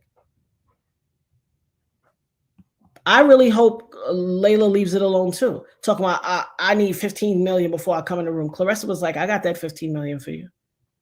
She was like, did I say 15? I meant 15 and 3 hairs from a Cambodian goat. Because she's just trying to put herself in a mix. She just wants relevance. It's not 2 black women pitted against each other. It's the sport. Remember, you got to take it out of the realm of women. It's a sport. Male boxers talk buku junk every day. They snuff each other at the weigh-in, all kinds of stuff. What? Equal opportunity. Equal opportunity. What's the problem? What's the problem? Clarissa not scared. It is a sticky situation because he's still legally married, but they're in the process of divorce. See, Remy she exemplifies what a whole lot of people. Nah, listen, anybody who tell me this love will wait until he get a divorce is foolish. I need all it to tell me about real life, not fairy tale thing. Now, mind you, I don't like that. And personally, me not want that. I don't want nobody's husband. However, this woman has used her public platform, her social media platforms to drag Papoose up and down the street to the white meat. Okay? You have an example. You was wearing matching outfits with the dude you was cheating with, who was supposed to be somebody who you was managing. A battle rapper, very disrespectful, that played you and dogged you out and talked about you on social media and it spread everywhere. Talk how he did you all kind of dirty. Talk about how much thing you do to the man. You didn't remember you was married then? You didn't remember you was a married woman when you did all of this with this man? And when you thought you was stunting on Papoose, you was flexing on him because you felt like he's nothing. But this man who you say is nothing wrote 90% of your raps so that you could be like, and I went to that, and then come on. People you can't have it both ways. You cannot have it both ways. This man said, listen, you ain't see him impregnate her. Do people have interactions even while their divorce is not final? Absolutely. That happens every day. I don't care for it. Not my cup of tea, but it's reality of life. And one thing doesn't take away from another. When Remy Ma thought that she was stunting on Papoose, she didn't have no problem to drag the man and make him feel worthless. And now she getting a taste of her own money. That Bronx hard, big forehead is mad. She vexed. She should divorce the man. You didn't see what she put on her social media? She pack up all this stuff in a set of garbage bags and dump it by the door. Talk about, and put it on face. Who does that? If you're a real wife and you and your man not getting along, you go put all show all his belongings packed in garbage bag. Be like, come get your shit. You ain't, come on. But at the same token, you round the corner, talk, I need an order protection. I don't want him coming to the house. Like, you see this double-minded thing? You cannot play them games. You cannot. If he didn't have nobody and she thought that he was woe is me somewhere, she would be piling up his bags on the sidewalk. is only because somebody wants him and that person is richer than she could have ever hoped to be, she got a problem. She pump faked and found out that she don't care nothing about papoose. What she's doing now is, yes, the 3 lashes from a Cambodian goat. That's what she said. I want 15 millions and 3 lashes from the left eye of a Cambodian goat. AKA ain't gonna happen. Oh, thank you, Leilani. Blessings to you too, my love. I appreciate you. She said, blessings, Natanya. Blessings to you and your family abundantly and on purpose. Amen. Hallelujah. Thank you, my love. I appreciate that. Listen, Kaylee said Layla better learn from Tyson and have several seats. Listen, and Mike Tyson, come on. That's the art of war. That's the sport of boxing. They go for each other's head. They talk a lot of junk. That is how you build up the momentum of the fight. Males do it every day. What is this double standard? What is this double standard? How come nobody says, oh, these guys shouldn't be bickering against each other? Have you heard some of what men say, male boxers say to each other? It's not like she's doing a dainty job where she's taking a feather into the ring and they're feathering each other to see who can tickle the other's nose to make them. They are beating the brakes off of each other. Where does kindness come into boxing? Where does kindness come into boxing? Kindness don't have no place in boxing. Mike Tyson bite off the man piece of ear. He bite off the man ear. Holyfield, he bite the ear off. Where's the kindness in that? Mocha B said, come on, auntie, say it right like you always do. Is the truth? Is the truth? Remy Ma got a big forehead and an ego that needs humbling. God will humble you. If you don't appreciate what God gives you, this man held you down while you served a 9-year prison sentence. You know how much man would have walked away? Held you down, stayed down with you and your child to maintain house and whole. The man write 90% of your songs and was not granted. And listen, when he said, I wrote 90% of your songs, boo-boo, you know what that means? Federal. She is ripe for a RICO charge. Let me tell you why. That means you went on federal copyright forms. That, remember, the Copyright Office is a federal bureau. You went on a copyright form and committed fraud by listing your name as the writer and owner of the works when you were not. That's RICO charges, baby. RICO. Not the least of which is you're a convicted felon. You gets hyphy with the hammer. She's no salt of the earth. She's no pillar of, please. She's getting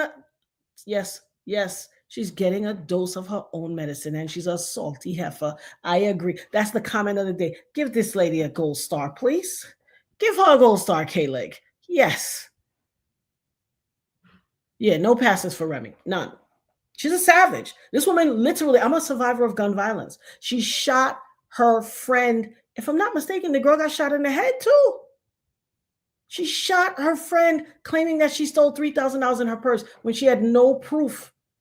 No proof. It was probably one of the other friends or somebody in the club because they was in the club wilding out. You know, Remy's wild. In the club, threw her bag on the chair, doing her own thing and putting on a big show and all kind of thing. And when she get back in the car, she looked at her bag. If she even had $3,000 in her bag to begin with, she claimed, where's my money? Where's my money? The girl's like, what you talking about? I don't have your money. And then she still came out and she's beefing with that girl too. Still throwing nasty words to the girl she went to jail for shooting when she knows she got a stay away order and she is violating the tenets of her release by contacting this woman and talking junk. And she still won't stop. You know why? Because she's a narcissist and she can't see herself. That's a dangerous thing to not be able to see yourself. Hey, Brown and Proud, peace and blessings to you too, my love. She is not able to see herself. That's some dangerous ish. Exactly, K-Leg. Boxers be coming to blows. You ever seen a weigh-in? They be punching people, fighting in the weigh-in, and the whole team be hither and yon to and fro. Ain't nobody like, oh dear, I like your blouse. Where'd you get that? Oh, honey, you won the day. Please, you want them to act contrary to their sport? This is a sport of a pugilist sport. where they go in the fisticuffs. Why I oughta. You want them to be like, hey girl, like what you did with your hair. Nah, that's not what that is. That's not what that is. And then this big forehead girl want to argue with a boxer who will, mama said, knock you out your big forehead? Are you kidding me? She should to get, look, if she run up and get done up, she's to get what she deserve. She will get what she looking for. She got that big mouth and she want to bust her gun, but she not ready to sling it out.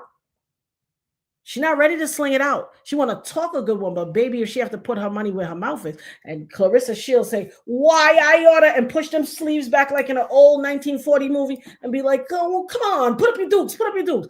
She will run for the hills because she's all talk and pow pow. You believe Layla Ali is going to win the fight? Okay, let's put the stacks. Let's put the stats up. I'm 55. Layla Ali is my age. 55. Clarissa Shields in her 20s, maybe 30. What she is, 30? Maybe late 20s, maybe 30. She is not a match for her. Mike Tyson will tell you, he went in there and did that little Jake Paul fight, you know, what they call that, exhibition fight for the Skrilla. Layla Ali don't want it.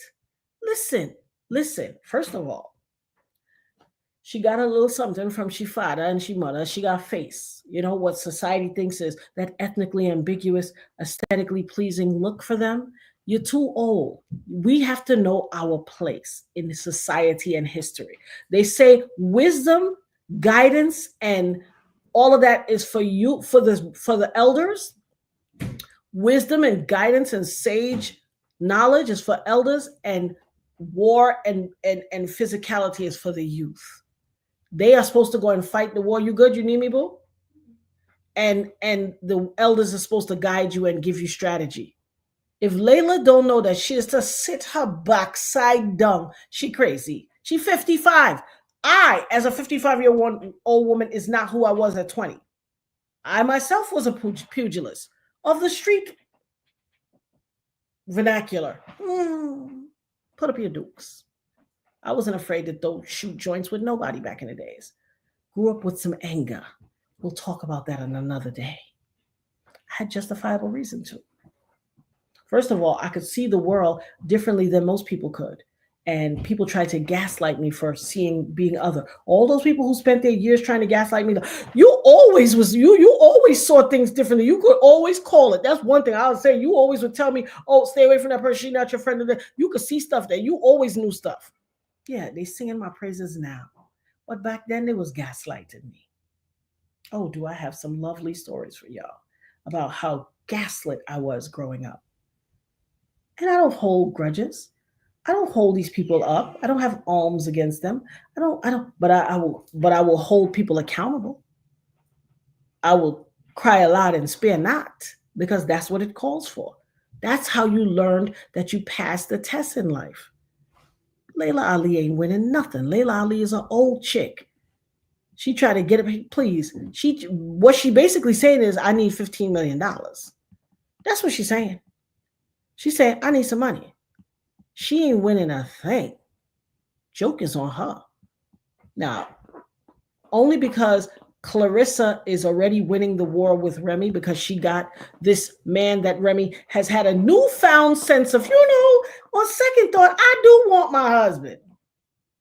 You ain't wonder when you was over there sleeping with that battle rapper who called you a clown. Yo, the guy released Remy's friggin' audio messages. They were some of the most vile, disgusting things for a woman, no less, a woman to be saying. But if you got a kink, your kink is your kink. However, for a wife, for somebody's wife to be saying to another man, have you heard those audio files before you come here defending Remy to me? Bumba clot.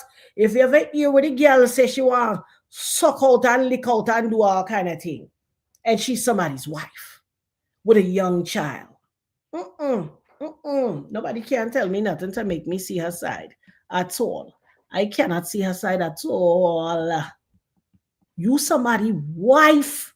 You is a mother that's take your child and kiss your child in the mouth And if you ever hear them audio files of what she was doing with that man and telling him she gonna do, and when she was like, you like when I'm talking tossing salads and everything. Y'all better go look for them audio file and listen if she ain't snatched them all off the internet. Okay? It's tossing salads. And then you go and kiss your child in the mouth and your husband. No, man. Nobody can tell me nothing about she. I don't like she at all. She's not my cup of tea. She's not my cup of tea. I don't think listen, Layla started it. Layla been coming at Clarissa. Too much status to even address this. Layla been coming at Clarissa for a long time. She's jealous of the attention around the machine that Clarissa Shields is. Remember, Clarissa Shields is the epitome of female boxing. I'm telling you, back in the days of my friend Veronica Lockdown Simmons, put it in the chat, K-Leg, Veronica Lockdown Simmons. You might see Ronnie Stats out there still too. These two women, Layla Ali and Jackie Fraser had a chance to fight an undefeated female boxer. They would not come in the ring they would not give Ronnie a fight. They would not give Veronica a fight. If you really want to put your money where your mouth is, go fight her. Same age, go fight her now. But you won't do that. You only want to get into the fray with the woman who is now getting the big bucks like you thought you were entitled to. That's what it is. I wish she would take her 55-year-old self and go in the ring with this young girl and say she want to fight. Clarissa Shields be rock'em sock'em. You ever seen them rock'em sock'em robots from back in the days? Mighty blow, mighty blow. It used to say, mighty blow, mighty blow. Yeah, I don't advise that. I'm 55. Listen, sometime I have to rock 2 times before I get up. When I go to lift my foot to tie my shoe, it doesn't be so easy. I don't care if she's still trained. 55 is not 20-something. And she would be an absolute fool. A fool.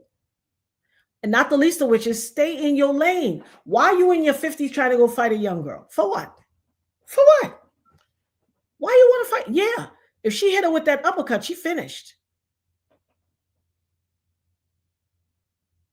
Okay. Veronica Simmons.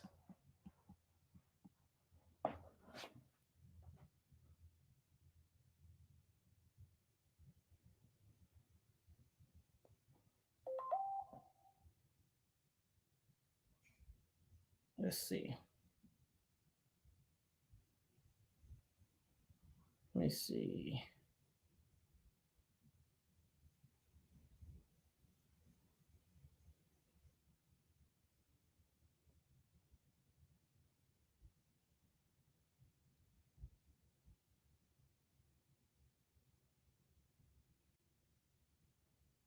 Information. Well, this only means. I kept hearing about Ozempics, but couldn't get an appointment for months. Then I discovered Truth.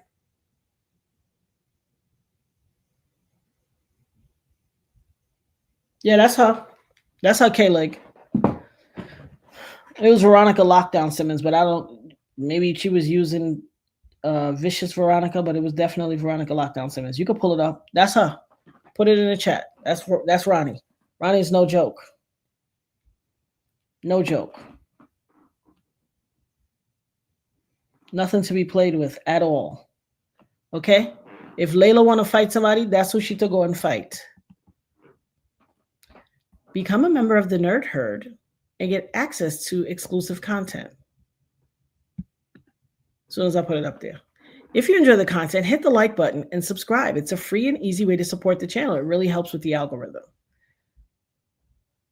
Yeah, she might get a serious uppercut and go down, and she don't want that. She don't want it. Yeah, Wonder why one of Layla's stepmother wants to see Clarissa knock her. Are you serious? Are you serious, Sasha? One of Layla's stepmothers wants to see Clarissa knock her out. Listen, dude. Now ask yourself. That says something.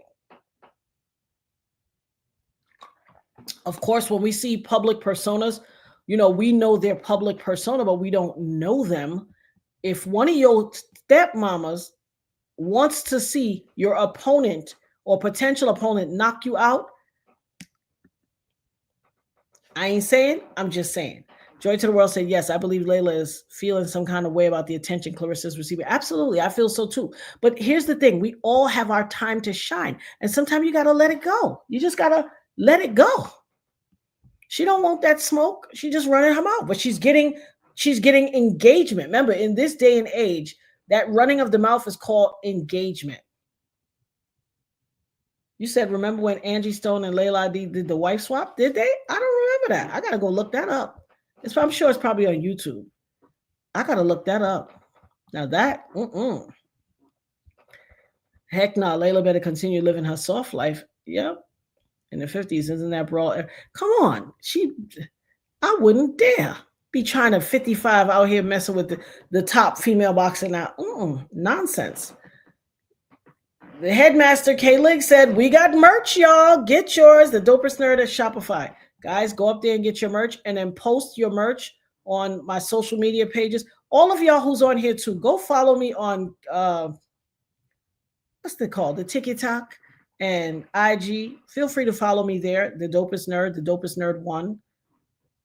It's the same thing on both of those platforms. Follow me and post your pictures. Post your pictures, tag me, post your pictures. Let's see you in your Dopest Nerd gear and your Nerd Herd gear with your cups and your this and that and your organic cotton t-shirts. Because you know, I always talk about the psychology of fabrics. Clarissa is going to be steady rocking all night long, like the Whispers. Hey, I was singing the Whispers on the way home, handing out a can of whoop ass. Indeed, indeed. And don't forget about the People's Princess and her college wish list. Still got a few more items there that needs to be purchased. Listen, I got bins in front of my office, bins and bins and bins of stuff I bought her since, and then the gifts that people have. And those of you who purchase things off of the wish list for her, we appreciate you so much. She loves coming home and seeing things at the door. Looking at the fight now, Lanny Daniels clowning her. Worst thing you can do to an opponent. Oh my gosh. Always take your opponent seriously. Yep. Veronica Simmons, y'all, right here. Go look at my homegirl, Ronnie. She's no joke. She's no joke. I think Kalila still beefing. Please know and understand. Ali left her for Layla's mom. Shaking my head. Oh, okay. Well, you know, that's probably some sibling riffraff stuff. And listen, I can't even judge anybody for, you know, their feelings. Oh, Joy to the World said, I have TikTok, no IG or Facebook. Well, you can follow me on the TikTok. Although I hear ByteDance is getting sold and it's going to be a whole different TikTok soon. So by all means, follow me, guys. Okay, Leg put the Angie Stone and Layla Ali wife swap. Clarissa has always had a good PR team. She has a great PR team. And listen, and she's about her business. She's about her business. I mean, the woman is put herself in a position in female boxing that we've not seen yet thus far. I've never seen a female boxer get this much. And the headmaster has notified me that my time is up. I was only going to stay for 2 hours, guys. My time is up. We're at 3 hours. The headmaster don't be playing. She be cracking that whip. Y'all don't see these scars?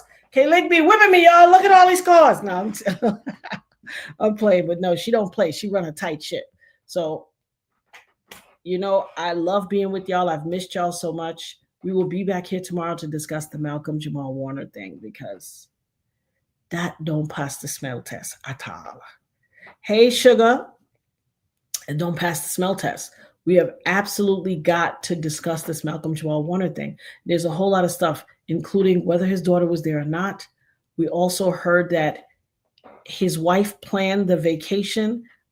This particular content creator was able to post some receipts that showed the wife on a platform. And this was, let me just, I took a screenshot of it because it icked me. It was such an ick. It was such an ick for me. It bothered me egregiously. So, and this is something to look forward to. There was a Costa Rica travel tip and resources group. She joined the group. It says February 1st. I am planning a trip with a friend of mine in June/July. It will be 2 adults and 2 children, and we will be in the Chachagua area for about 10 to 11 days, looking for a chef to cook dinner only. Our kids will be in camp throughout the day. I am looking for family style, nothing too high end, looking for more local styles and meals, local style meals. We will also be in Tamarindo area for about 3 to 4 nights in July, thinking about chef services for 4 adults, 2 children, looking for quotes for breakfast and dinner or breakfast, lunch, and dinner. Thank you. That's Malcolm Jamal Warner's wife. It feels almost handlery and putting yourself out there. This was in a Costa Rica Travel Tips and Resources Facebook group. It's almost like letting the people who's coming to do you some harm know we about to be out there soon, y'all. So if y'all coming around, if y'all want to come around and do some dastardly things, this is when we're going to be there. It's giving me a bad ick. It's giving me you're going to tell me that his wife didn't have the capacity to hire. They don't have a team or somebody that they could say, oh, could you please refer us to a good chef?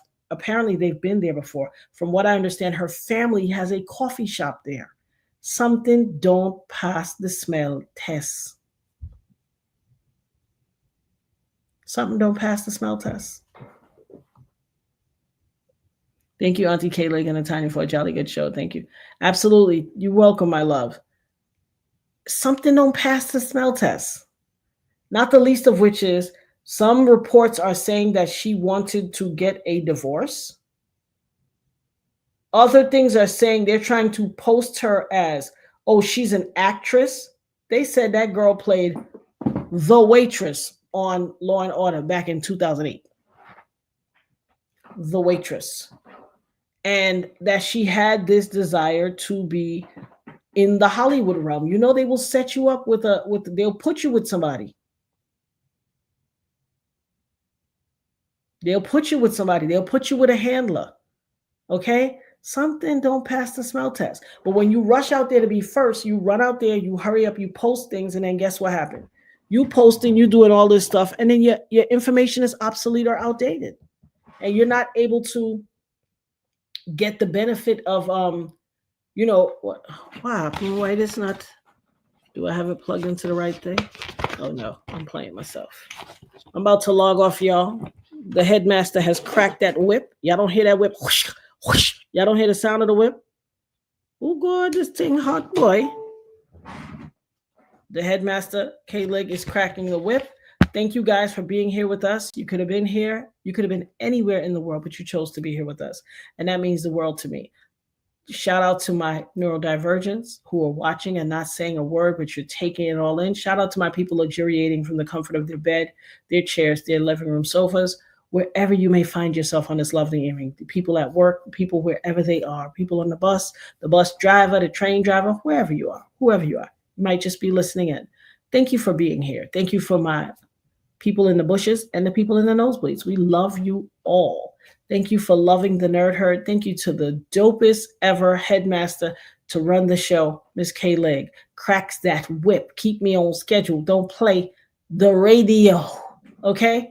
I love you all. I love you all. I've missed you so much. Your girl is going to take care of herself. Y'all see this little bit of shiner still on this speed knot. But trust me, if you get a knot on your head, you or your children, make sure you got some eucalyptus essential oil and rub that eucalyptus on it. When I tell you, this thing was massive.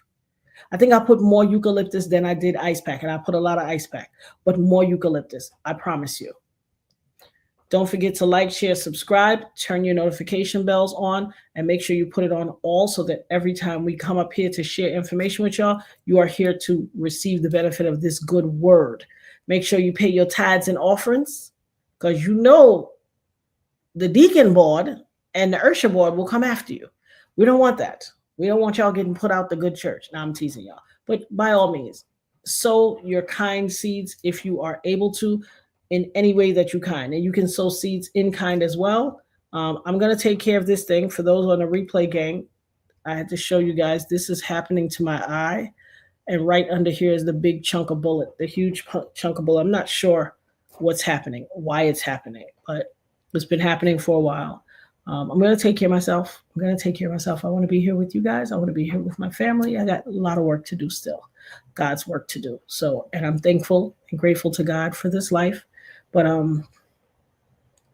don't think this is, well, maybe witch hazel for the forehead, because this is not a witch hazel thing. I have a huge 9mm bullet lead chunk right here under my flesh, on my optic nerve right here. And for some reason, it's changing now. And I don't know why, but it's giving me some concern, and I'm going to take care of it. Y'all, only good prayers now. I know there's some haters out there. I don't want y'all to pray. I only want the good people to pray. The people who love me and have my best intentions at heart. I want all you to pray. The rest of all you, the looking assholes and all you keep all your prayers to yourself, okay? I don't want those. And right now, I will rebuke those bad prayers. Father God, for we wrestle not against flesh and blood, but against principalities, the rulers of wickedness and evil in this life, in this realm, and the rulers of spiritual wickedness in high places. Anything that is not of God and of a pure heart, I rebuke it back to the depths of hell from whence it came, never to return again. For I'm a child of God, covered and anointed by the blood of Yahuwah,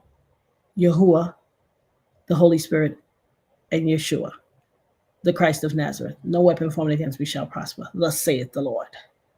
Encamp your angels around all four corners of my home and all four corners of my car and my life and everything around my children. Guide them, cover them, anoint them wherever they go. And all of our good members of the Nerd Herd. Y'all looking assholes. I'm going to send a little blessings to y'all too. Get your life right. Get your life right. Because you're looking. You want to be here. You love the good information, but you can't help yourself. But, there's a thin line between love and hate. And we know what extreme hate is. It's just uncontrolled and unresolved love and obsession. So I'm going to say, may God see fit to cleanse your heart and your mind and your soul, and just come on and be a part of it. You know you love it. You're always here. You might as well. You love it. Shout out to my niecey Pooh, Mocha B, for her love offering. Thank you for the $20 super chat. The amount of comfort and camaraderie, the love and community is invaluable. Mocha B sliding into home base. I look forward to these lives. Our herd should be larger, but in due time, all things will happen. Absolutely. Thank you, my love. I love you so much. What a good niecey Pooh. Mwah. Take care, all of you guys. Be well. Love your people. Love on your people. And make sure you think of 3 people you haven't talked to in a while. I don't care if it's friend. I don't care if it's foe. I don't care if it's the neighbor that gives you the side eye. I don't care if it's your auntie. Call somebody and just tell them they ran across your mind and you was thinking about them. Tell them you checking on them and that you praying that everything is well with them.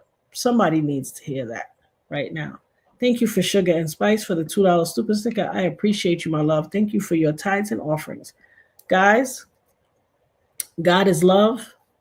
I'm thankful to be here, even with this little cluster that's forming right here, cluster headache, and this speed knot, because I heed not, and whatever's going on with my eye. Wrap your girl with love and prayer and protection and the armor, the full armor of God, that breastplate of righteousness, that helmet.